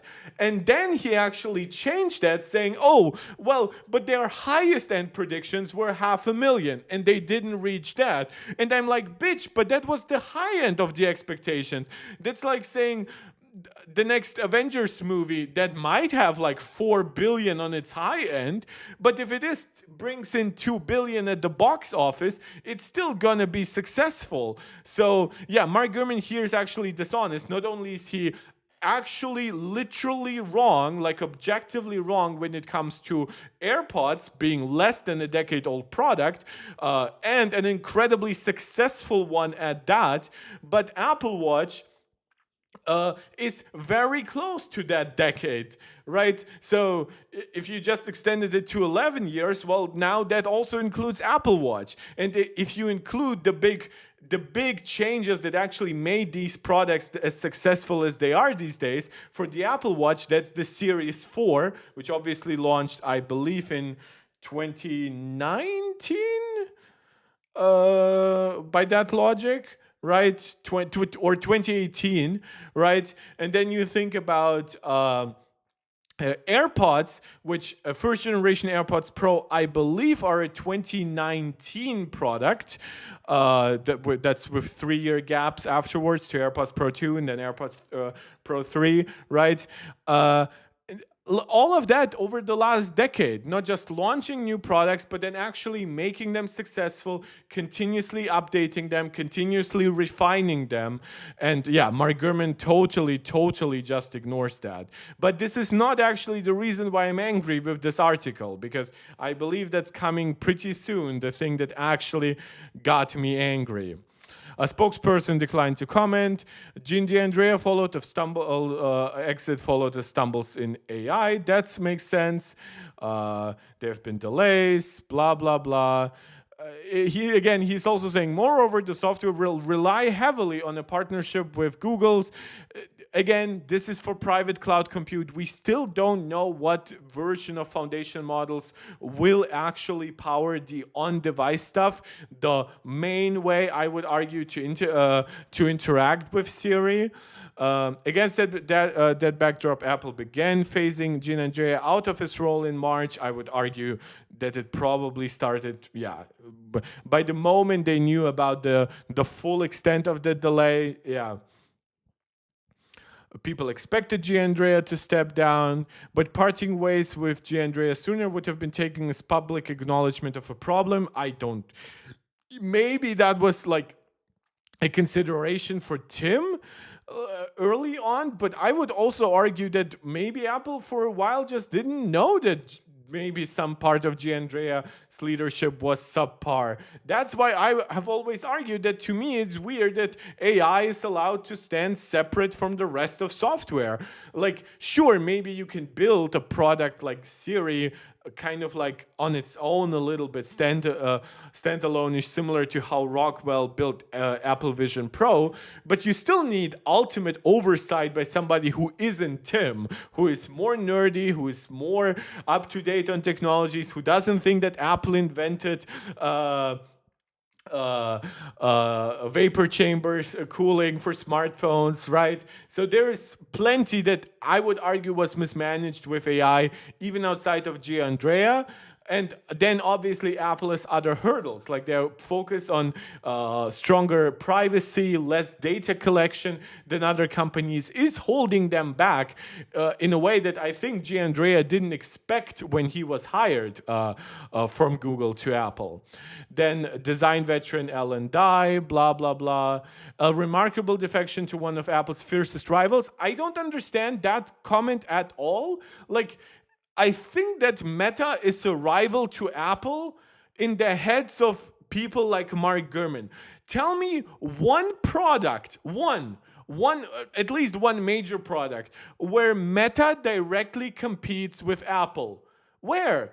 Does Meta build their own smartphones or even the operating system for it or even major system apps? Even like when you think about Google, for example, they built like YouTube and Google Mail, right? All stuff that is usable on iPhones, right? Well, I guess WhatsApp is kind of a competitor to iMessage, you could argue, but they exist on a completely different priority level for the companies and everything. Apple does not build their own social media company. Apple, while they do have some ads and they are increasing some of their ad business, they are not a World Wide Web data collector like Zuckerberg's SpiderNet, right? Like, where do they compete? Does Meta build tablet? Meta isn't even in the smart home business, mind you. Like the way that Amazon is, for example, with their Echo products, or Google with their Nest products, right? Like Meta doesn't have a HomePod competitor. Meta doesn't have an AirTag competitor, even though we know from some internal leaks that they would like to build that kind of stuff. But no, they're not competing against Apple in those fields. So where are the Apple's fears? I would argue Meta is right now more dangerous potentially to the likes of Google, because Google is a big ad company, big data collector, and Google is pushing obviously a very proprietary big LLM in the form of Gemini on the market. They want to find ways to monetize it. Meta, with an approach to a bit more open source with Llama, and of course their own big trough of data, and of course their very, very successful ad business, they are a big competitor to that. They could become dangerous to the likes of OpenAI. OpenAI, who obviously for billions and billions hired Johny from LoveFrom, and previously Apple, obviously, to work on their own hardware. Well, now Meta is definitely trying to make their glasses into the next wave of big hardware. We know that Apple is working on glasses like that. I guess by the time, like, what? Oh, I guess the one major product is Apple Vision Pro versus the Meta Quest. Products that have at least a 7x gap in their pricing, mind you. One product is sold for profit. One product that has continuously gotten already several years of major software releases. The other product having been on years and years longer in the market, but only now getting some features, so crucial software features, because they're basically copying them one-to-one from Vision OS, a product that's sold at a loss, a product that's supposedly being scaled back by 30% in terms of company investments. Does that to you sound like Apple Vision? Like, you can argue, well, Apple Vision might not get like Apple Vision Air. Yeah, but that's because Apple plans to make their own glasses, but they will still upgrade Apple Vision Pro. Like, they gave it a major chip upgrade this year. It can definitely use an Apple in-house Wi-Fi modem in the future. It can definitely use maybe some kind of redesign that would allow you to attach the battery on the back or something like that. Or at the very least, they could give it a much larger field of view. But when you think about the actual capabilities, like 3D movies and all that stuff, and all the stuff that Apple has actually partnered with major movie studios to make like 3D movies available on Apple Vision Pro. Apple making their own immersive video content for Apple Vision Pro. Yes, Meta puts out more games, But that's because they're targeting a gaming market. Apple is not targeting a gaming market. But even then, they've made, for example, Apple Vision Pro compatible with PlayStation VR 2 Sense controllers. So yes, that's, I guess, the one major product. But no, Meta is not one of Apple's fiercest rivals. Meta right now is one of Apple's fiercest talent poachers. But that's because right now they're building up new teams. But do you think that they will hire Stephen LeMay away now from Apple now that they have Alan Dye? Right? Do you want Stephen LeMay and Alan Dye to eventually compete for power inside Meta? Do you think that like Stephen LeMay would now accept a position under Alan Dye at Meta? Like, think about that stuff. It's like, this is where wording really becomes like kind of its own story, right? And where it definitely becomes misleading, at least to me, like, because this is honestly, it's kind of like, I know people say that a lot about Elon, where some people will say, well, I didn't build cars, so I thought Elon was a genius when it comes to cars. I built rockets, so when Elon was talking about rockets, I thought he was a genius about rockets.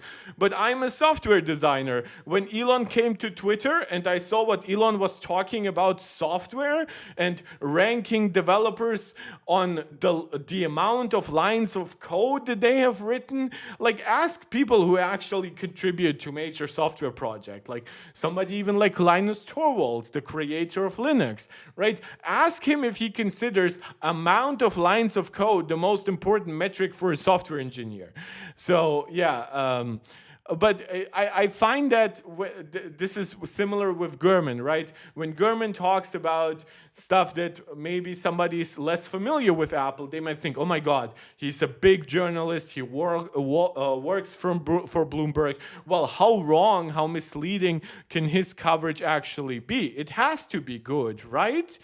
But then the more you understand about Apple, the more you listen to even the people in question here, the less you're like, well, he gets leaks, but does that give them actually an insight about the company overall?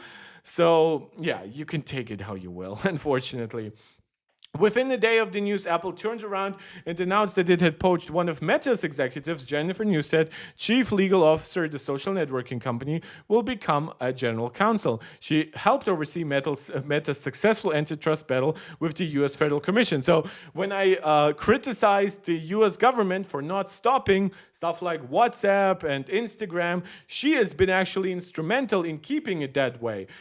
Because companies can be split up not just on the point of acquisition, obviously, but if the US government under Biden, for example, fully decided, oh, you need to spin off WhatsApp into another company, you need to sell it to somebody else, or it needs to become fully independent, she is the person to then fight that. Experience is likely to prove useful in Apple's own legal fight with the Justice Department over alleged anti-competitive practices, or I would argue just regulatory changes, like just because it can be considered anti-competitive in the future. From everything that I have seen in terms of US law, I have not found anything that would make Apple anti-competitive when it comes to the App Store and whatever. It's just that maybe if Apple actually keeps getting bigger, if maybe the iPhone 17 and 18, whatever, helps them gain 70% market share in the United States, maybe at that point it will become reasonable for the United States to do what the European Union did. Even though the European Union did that, even though Apple doesn't even have 20% of the smartphone market here. Newstead is taking over for Katie Adams, Lisa Jackson, blah, blah, blah. We talked all about that.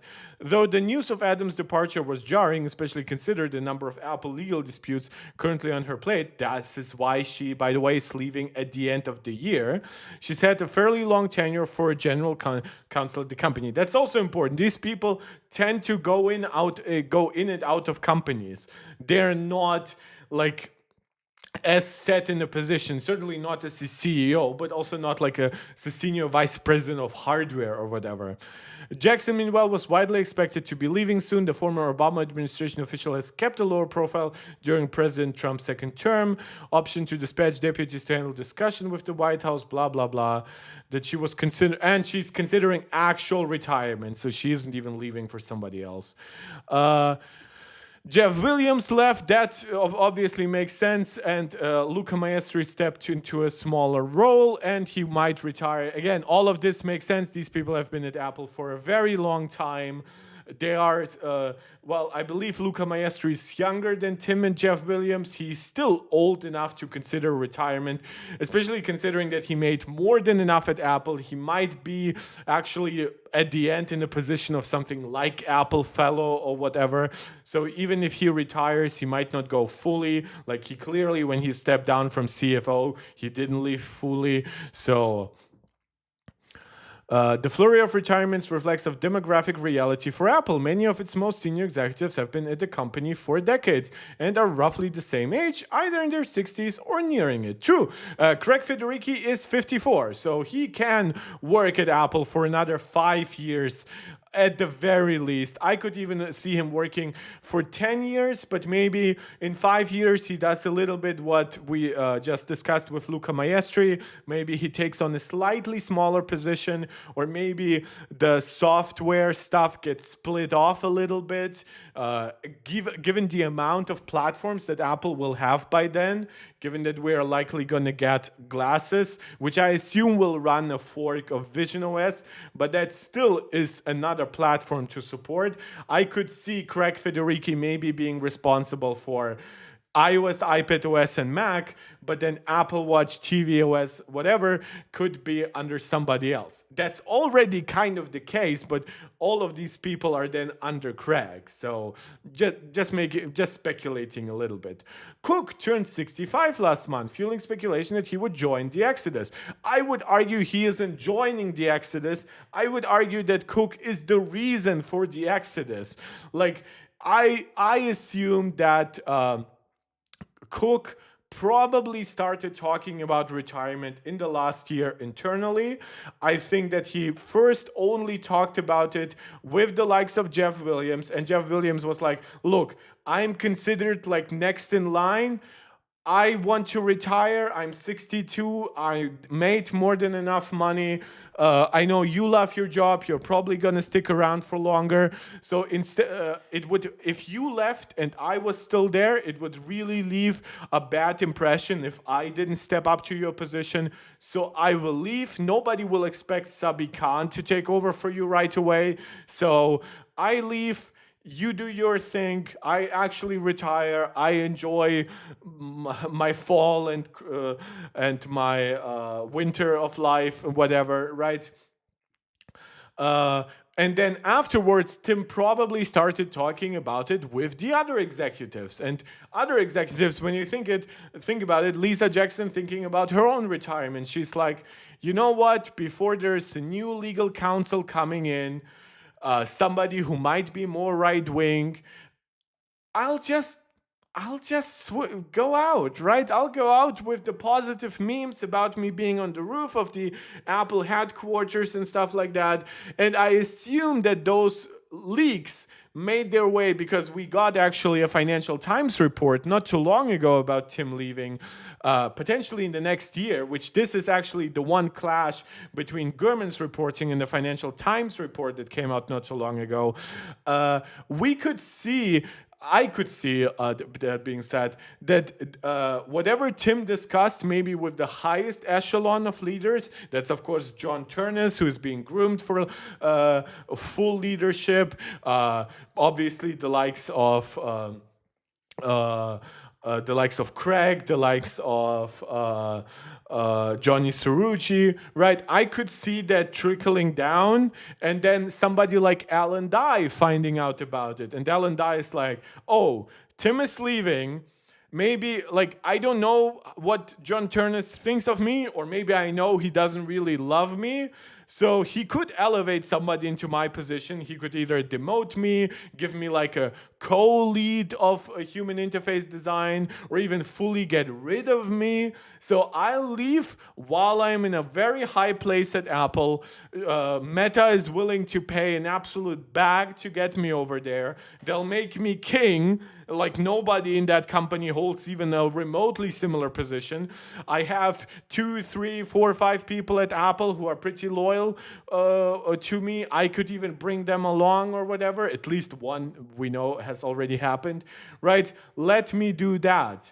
And I fully understand that are reasonable decisions. You can like Ellen Dye or not. You can dislike in particular that he's leaving for a company like Meta. But think about it. If he were to join Google or Amazon or Microsoft right now, they have people in leadership design position. He would not immediately be king there in the way that he is at Meta. Meta created an entirely new position for him. People close to the executives said he's unlikely to leave soon, though succession planning has been underway for years. I honestly think that he is leaving by the end of next year. If he is not leaving by the end of next year, I see him announcing his retirement by the end of next year. What's also interesting, obviously, this story is kind of focused on us discussing Johny Srouji, but Johny Srouji said he might not be willing to work for another CEO.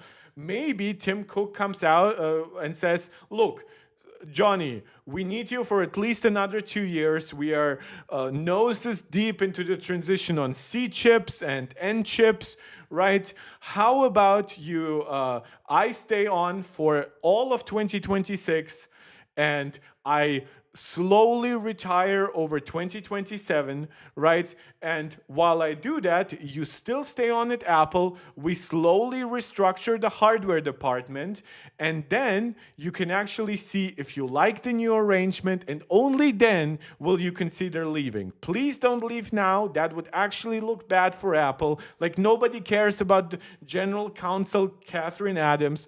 Nobody cares really about Lisa Jackson. People are actually almost universally happy that Giandrea left, and many people are happy that Ellen Dye is leaving, who again is not even on the same position as the others that I've listed.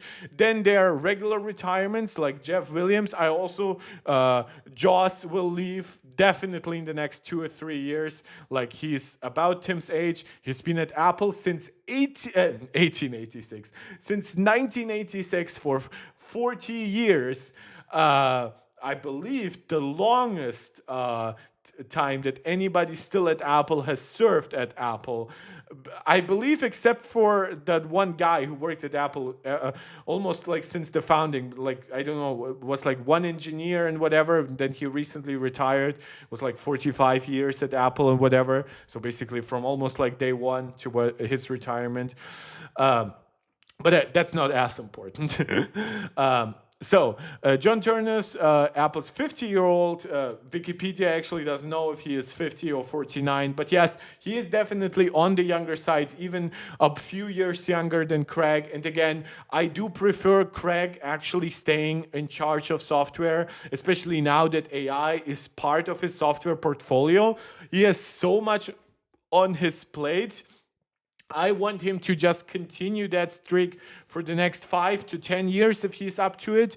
And then in the meantime, he should start grooming somebody to be his own replacement.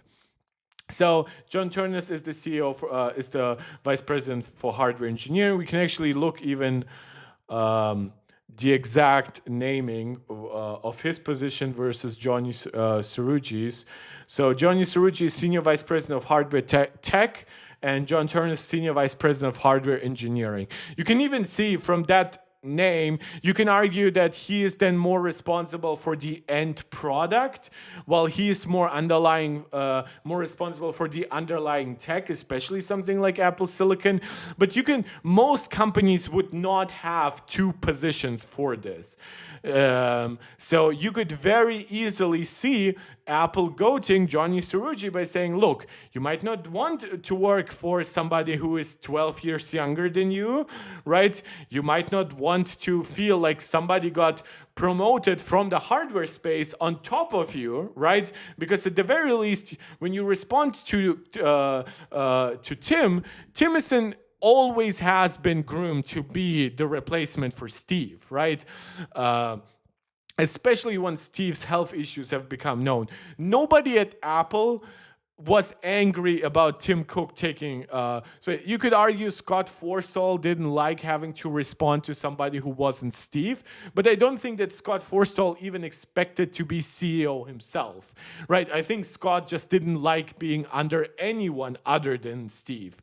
You could argue the same about Johny, but then Johny still stayed for years and years under Tim, right? And Johny Srouji might be in the same vein as Scott Forstall was, as Johny was, and he was accepting of Tim because Tim was this direct continuation of leadership from Steve, but he would not be willing to work under somebody 10, 11, 12 years his younger, and even somebody who did not came from like an operating perspective. Like you could argue, well, maybe if Sabi Khan becomes CEO, maybe Johny Srouji stays because he knows that Sabi Khan probably wouldn't have big opinions on hardware, right? He probably would just step into Tim's roles, just continue leading the company as is, but having an actual engineer on top, that is definitely more response. Like when Johny Srouji talks with Tim, that's from a position of almost absolute intellectual authority on hardware, right?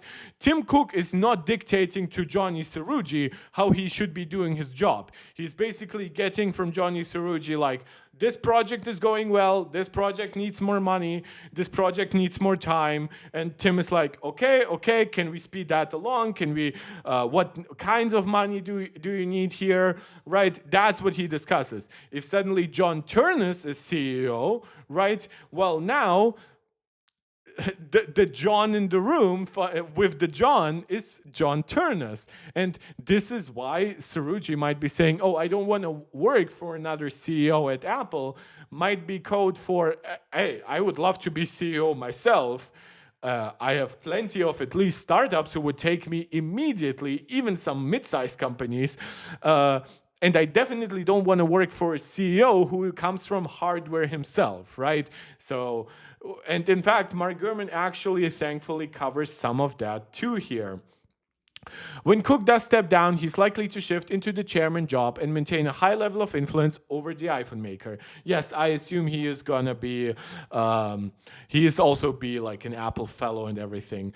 That makes it unlikely that Apple will select an outsider as the next CEO, even as executives like Nest Labs founder Tony Fadell are being pushed as candidates by people outside the company. Nobody fucking cares. Also, Nest Labs founder Tony Fadell, you mean iPod co-creator Tony Fadell, who nobody at Apple has cared about, like who left in a major spat 15 years ago. Also, by the way, another major executive departure that happened right around Steve's death, and Apple clearly was fine afterwards. But yes, Tim also left the iPod slowly to die after Tony left. But anybody pushing Tony Fadell are fucking morons. Tony, as much as we can appreciate his contribution to Apple's iconic iPod, as Mark Gurman calls it here, he has not been in the company for years. He's not up to date on the current status of tech inside the company and the priorities and the personalities of other leaders and designers. Like the people who are still left who remember how he left 15 years ago will not react kindly to that. Apple does not need an outsider CEO. Apple has cultivated more than enough talent. I would argue if John Turnus for some reason wasn't available, just make Johny Srouji. Yes, Johny Srouji is also not that much younger versus Tim, but 4 years younger could allow him to serve for the next decade if he really wanted to. But whatever. Like, even bringing this up makes this article a little bit more ridiculous.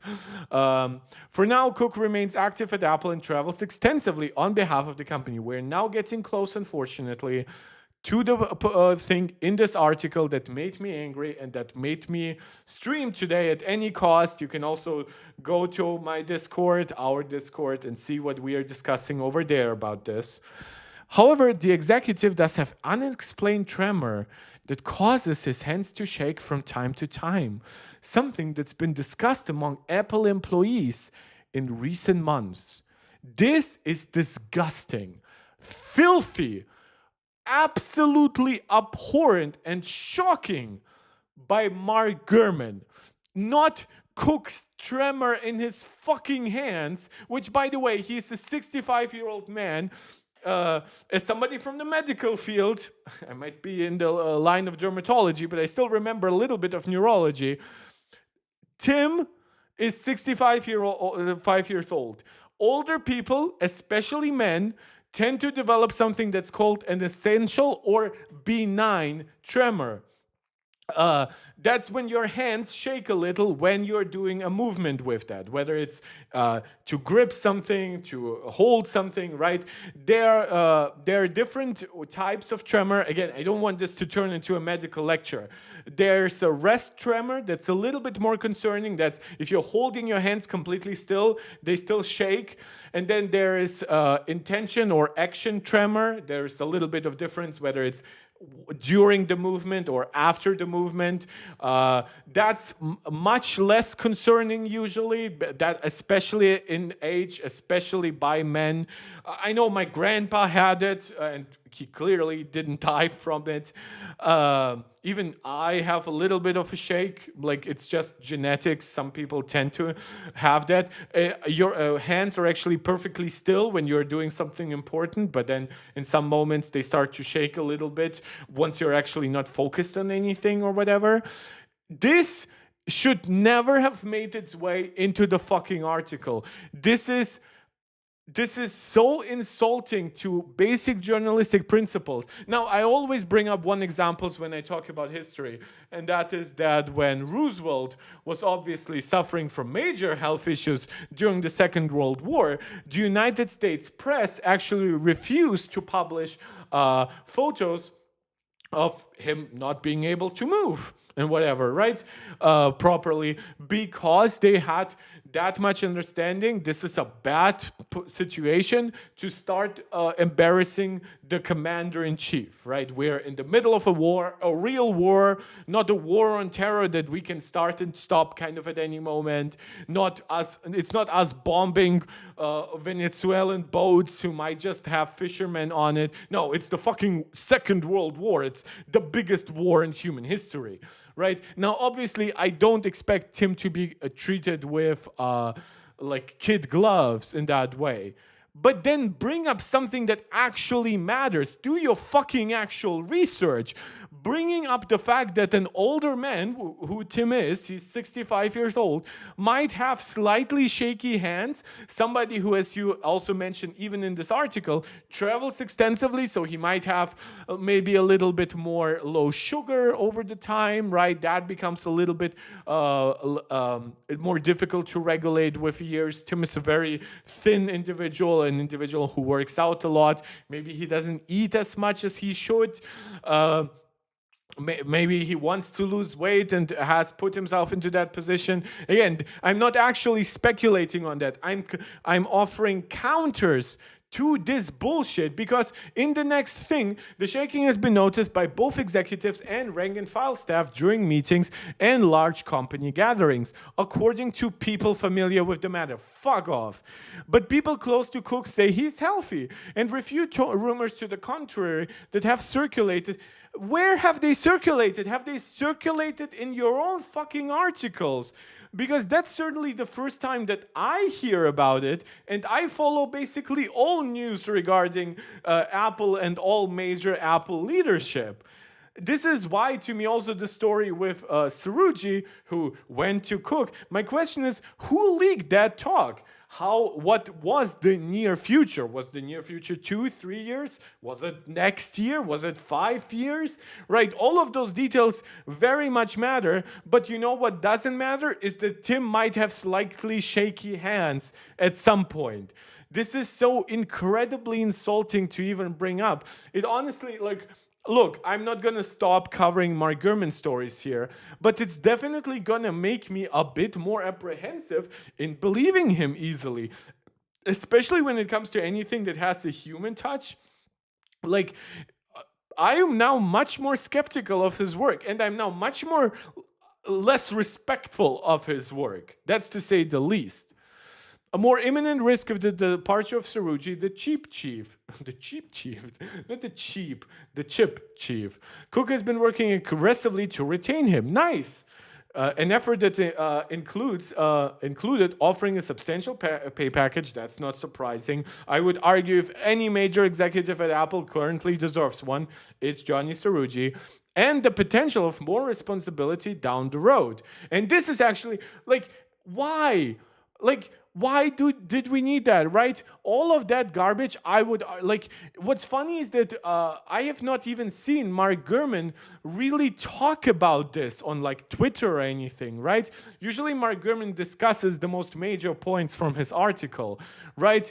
And I'm also very glad that thus far the likes of 9 to 5 Mac rumors have not really reported on it this much. So hopefully all journalistic principles are not dead yet entirely, and we can just move on from this. And hopefully Mark Gurman apologizes for even bringing this up. But yeah, speaking of Johny Srouji, that's definitely like, we don't need this. You actually have something interesting to report on. So Johny Srouji is being currently offered a substantial pay package, more responsibility, and one potential opportunity. And that's actually an interesting restructuring that I honestly love to know ahead about, right?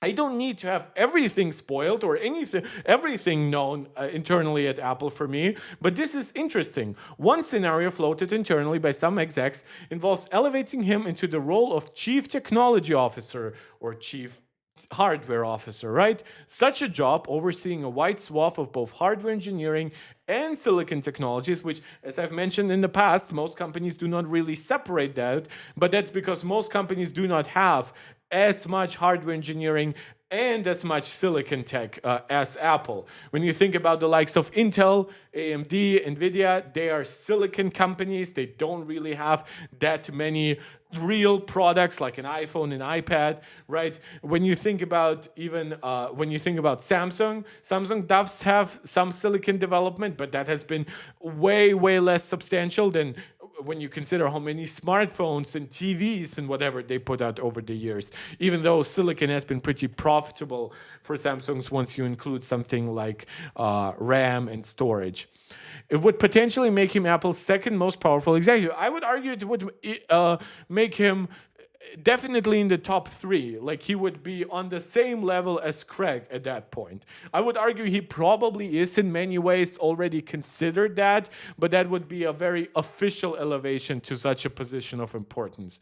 But that change would likely require Turnus to be promoted to CEO, a step the company may not be ready to take, which honestly, I think that's stupid. Like, if Tim wants to serve still Apple, he can do that. From everything we know about Phil Schiller still apparently devotes the majority of his day to some kind of Apple stuff, right? So if Tim steps down, he becomes the chairman of the board. He becomes a big deal for at least the next 5 years. Klasov, I actually fully agree. Just noise. Even Steve Jobs could be replaced. Everyone can be replaced. This has been the major point that I'm trying to make. Tim can be replaced here. Johny Srouji can be replaced. Craig Federighi can be replaced. The one thing that I'm trying to argue against, and that is important, something that Tim clearly recognizes himself, you don't want to lose too much at once. Especially since if John Turnus becomes promoted from hardware engineering to CEO, you kind of lose him a little bit as direct oversight for hardware, right? Sure, he will still be definitely deserves it, in my opinion. Johny Srouji deserves it too, but the work that sorry, I thought my stream was lagging, but that seemingly was just my iPad. Yeah, there are no dropped frames, thankfully. Oh my God, we've been streaming now for over 2 hours. Yeah, so when I'm talking about Johny Srouji, I'm saying we don't want to lose him for no good reason, right? I would argue regular retirement would be good. I would argue if he absolutely cannot get along with a new CEO, then that's a good reason to consider having him and Tim work for another year or two together, and then both of them go away. At that point, we have a fully groomed replacement for CEO and a fully groomed replacement for Johny Srouji. By the way, we know who would take over for Johny Srouji. Very, very talented guy. I forget his name. But oh yeah, Zhongzhen Chen, or I think Sri is actually the more directly considered replacement. But yeah, it could be both. They could also split the department if need be.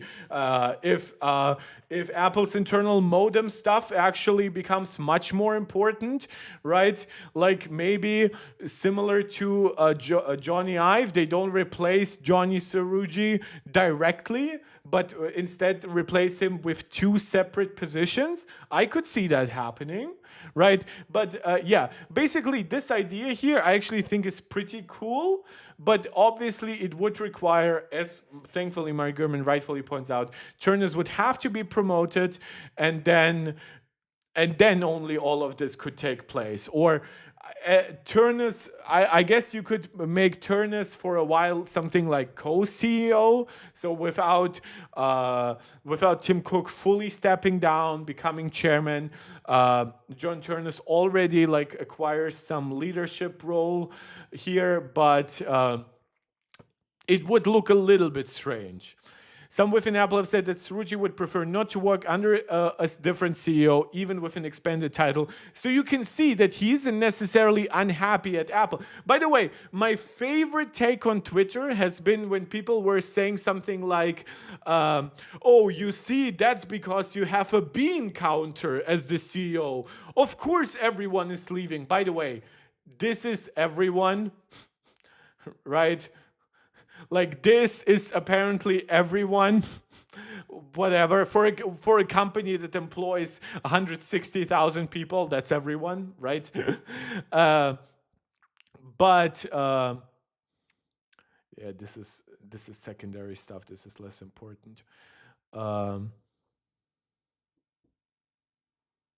But also like with Srouji specifically, right?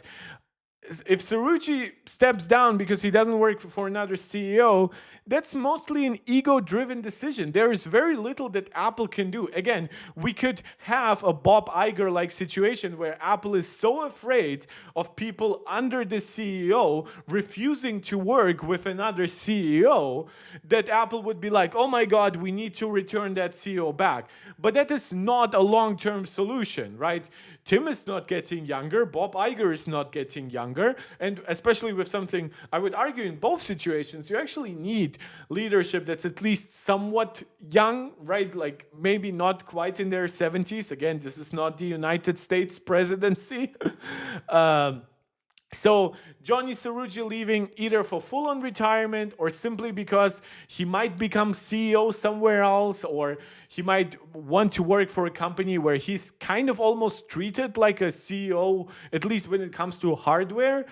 I can understand that. I do not respect that because I do not think that he would have any other position where he would be as respectful and as successful as he is while working at Apple, even if that position is technically higher inside the company hierarchy.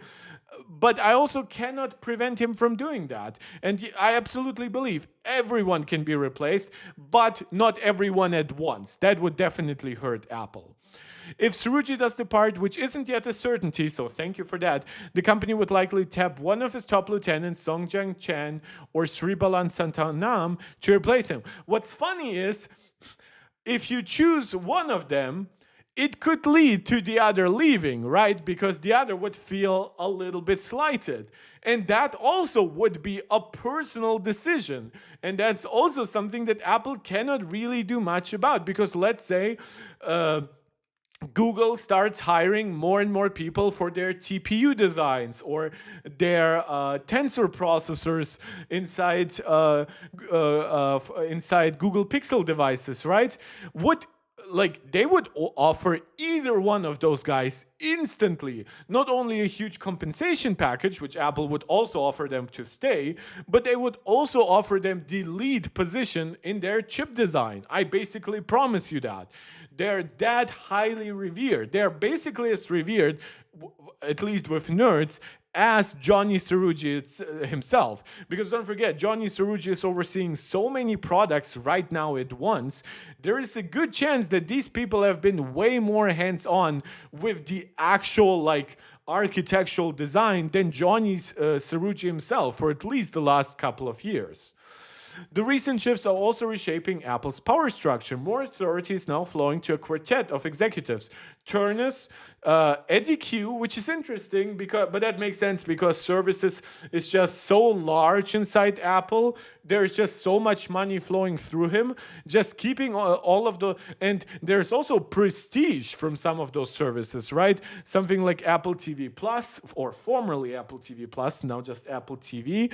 That's getting Apple Oscars and Emmys and stuff like that. That's a lot of what Apple used to like when they like started iTunes and they kept getting like Grammy after Grammy after Grammy just for their technological contributions to music. Now they're getting directly rewarded for having some of the best movies and TV shows on the planet. They're getting to walk the red carpet. That's the thing that maybe Apple TV as a service doesn't make a lot of profit, but iCloud surely does and whatever. And even think about it.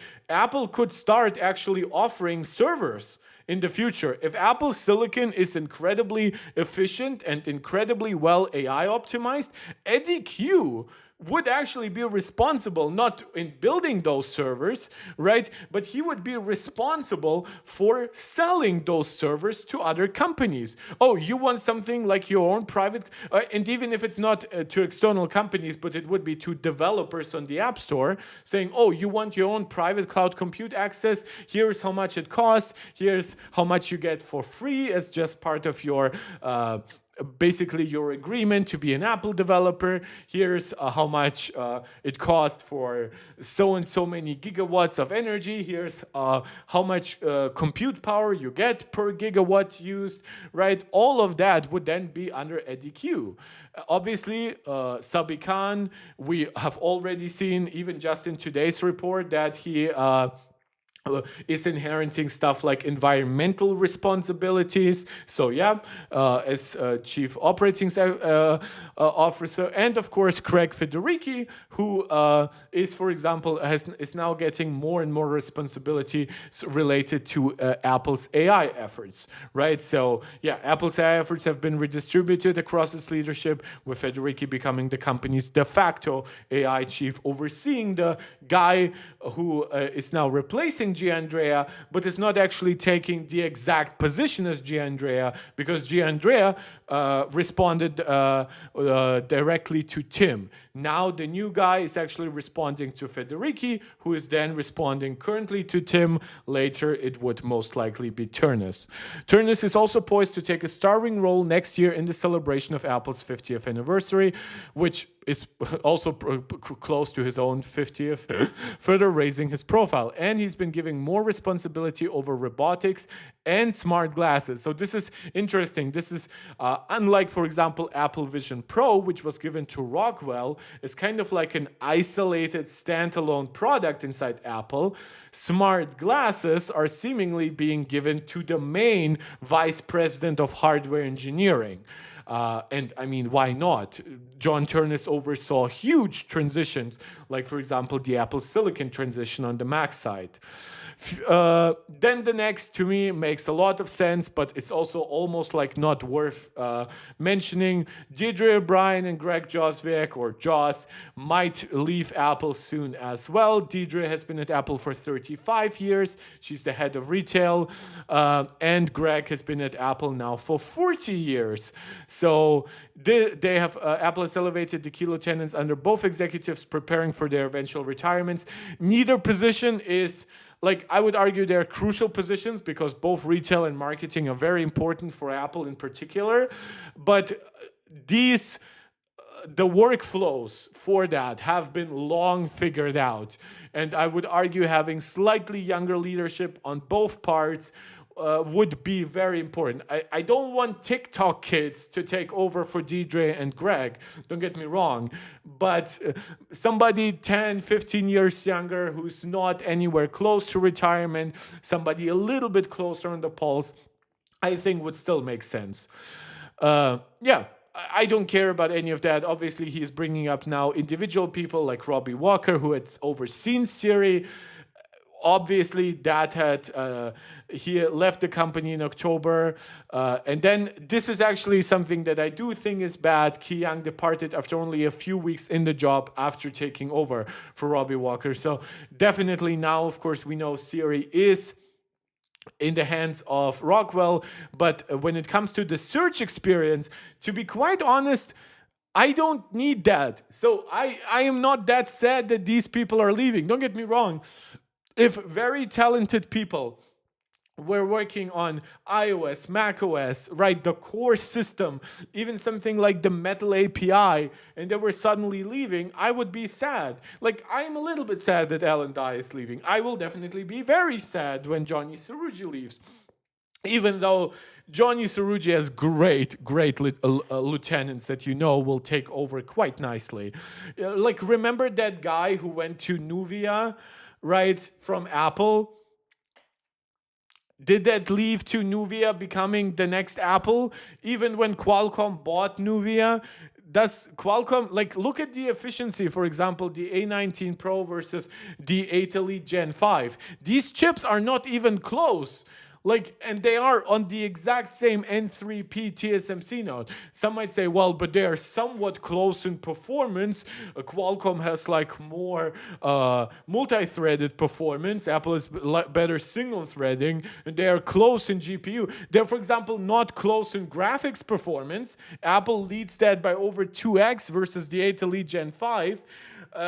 And even when it comes to something like single core and whatever, like when you look at the power consumption, Apple could easily overclock the A19 Pro, except that it now consumes as much power as the 8 Elite Gen 5, but suddenly Apple has the performance of the M5 chip inside an iPhone, and that's completely unnecessary. That just, like, why would you want, like, you would have to have a thicker iPhone with even more cooling inside, even bigger battery, even then it would still probably run hotter. So yeah, Apple does not need that. They are not making a competitor to the Red Magic. So yes, all of these departures, some of them are more tragic. Some of them clearly have been also replaced, like Giandrea being replaced by Amar Subramanya. So I'm not going to get into all of those details because quite honestly, I do not know all of these people. But yes, the fact that Apple's AI team has specifically suffered brain drain, specifically to Meta, that is, to me, is clear. But what it means for the broader company, because I do not appreciate Apple for AI. I appreciate Apple for basically everything else. In fact, I appreciate that Apple did not jump head first into the AI pool. One would argue cesspool as everyone else. So yeah, and I know that Apple has the money, and obviously I like to see the money with real people, but some of the compensation packages that Meta has been giving out are very, very ridiculous. And honestly, I don't want Apple to become the place where people just work for the absolute highest amount of money. Apple should be one of the highest payers in the world, absolutely. But it's different for Apple, because if you're coming into Apple to work on AI and suddenly you're making more money than people who are responsible for designing iPhones and designing iOS, that's suddenly weird, right? And yeah, so you can read the rest of the article. It's a little bit long in the tooth, and as I've said, it repeats obviously a lot of older stuff. with stuff that we have covered on this channel. I did want to cover this also partially because I was so angry with him bringing up potential health issues from Tim without any actual real any real sources, and like even like 5 minutes of research even for a layman would have shown him that like slight shaking of the hand is not really a big deal for a man in his mid 60s. But whatever, especially even in Tim's position, even if he has some kind of underlying position, not everything, by the way, is Parkinson's. They're diseases that have similar low level symptoms like Parkinson's, but they do not progress like Parkinson's. But whatever, I definitely do not want to turn this into a medical lecture. Guys, we've now been streaming for almost 2.5 hours. My voice is definitely giving out a little, and I do still have to take a phone call right afterwards. Thank you anyone who joined. Thank you to anyone who will keep discussing this with me, either in the comment section or in the Discord, as I've mentioned in the past. If you have enjoyed this video, please subscribe to the channel, like the video, share it out with anybody who you think might enjoy it. Let's actually very quickly look if there is any potential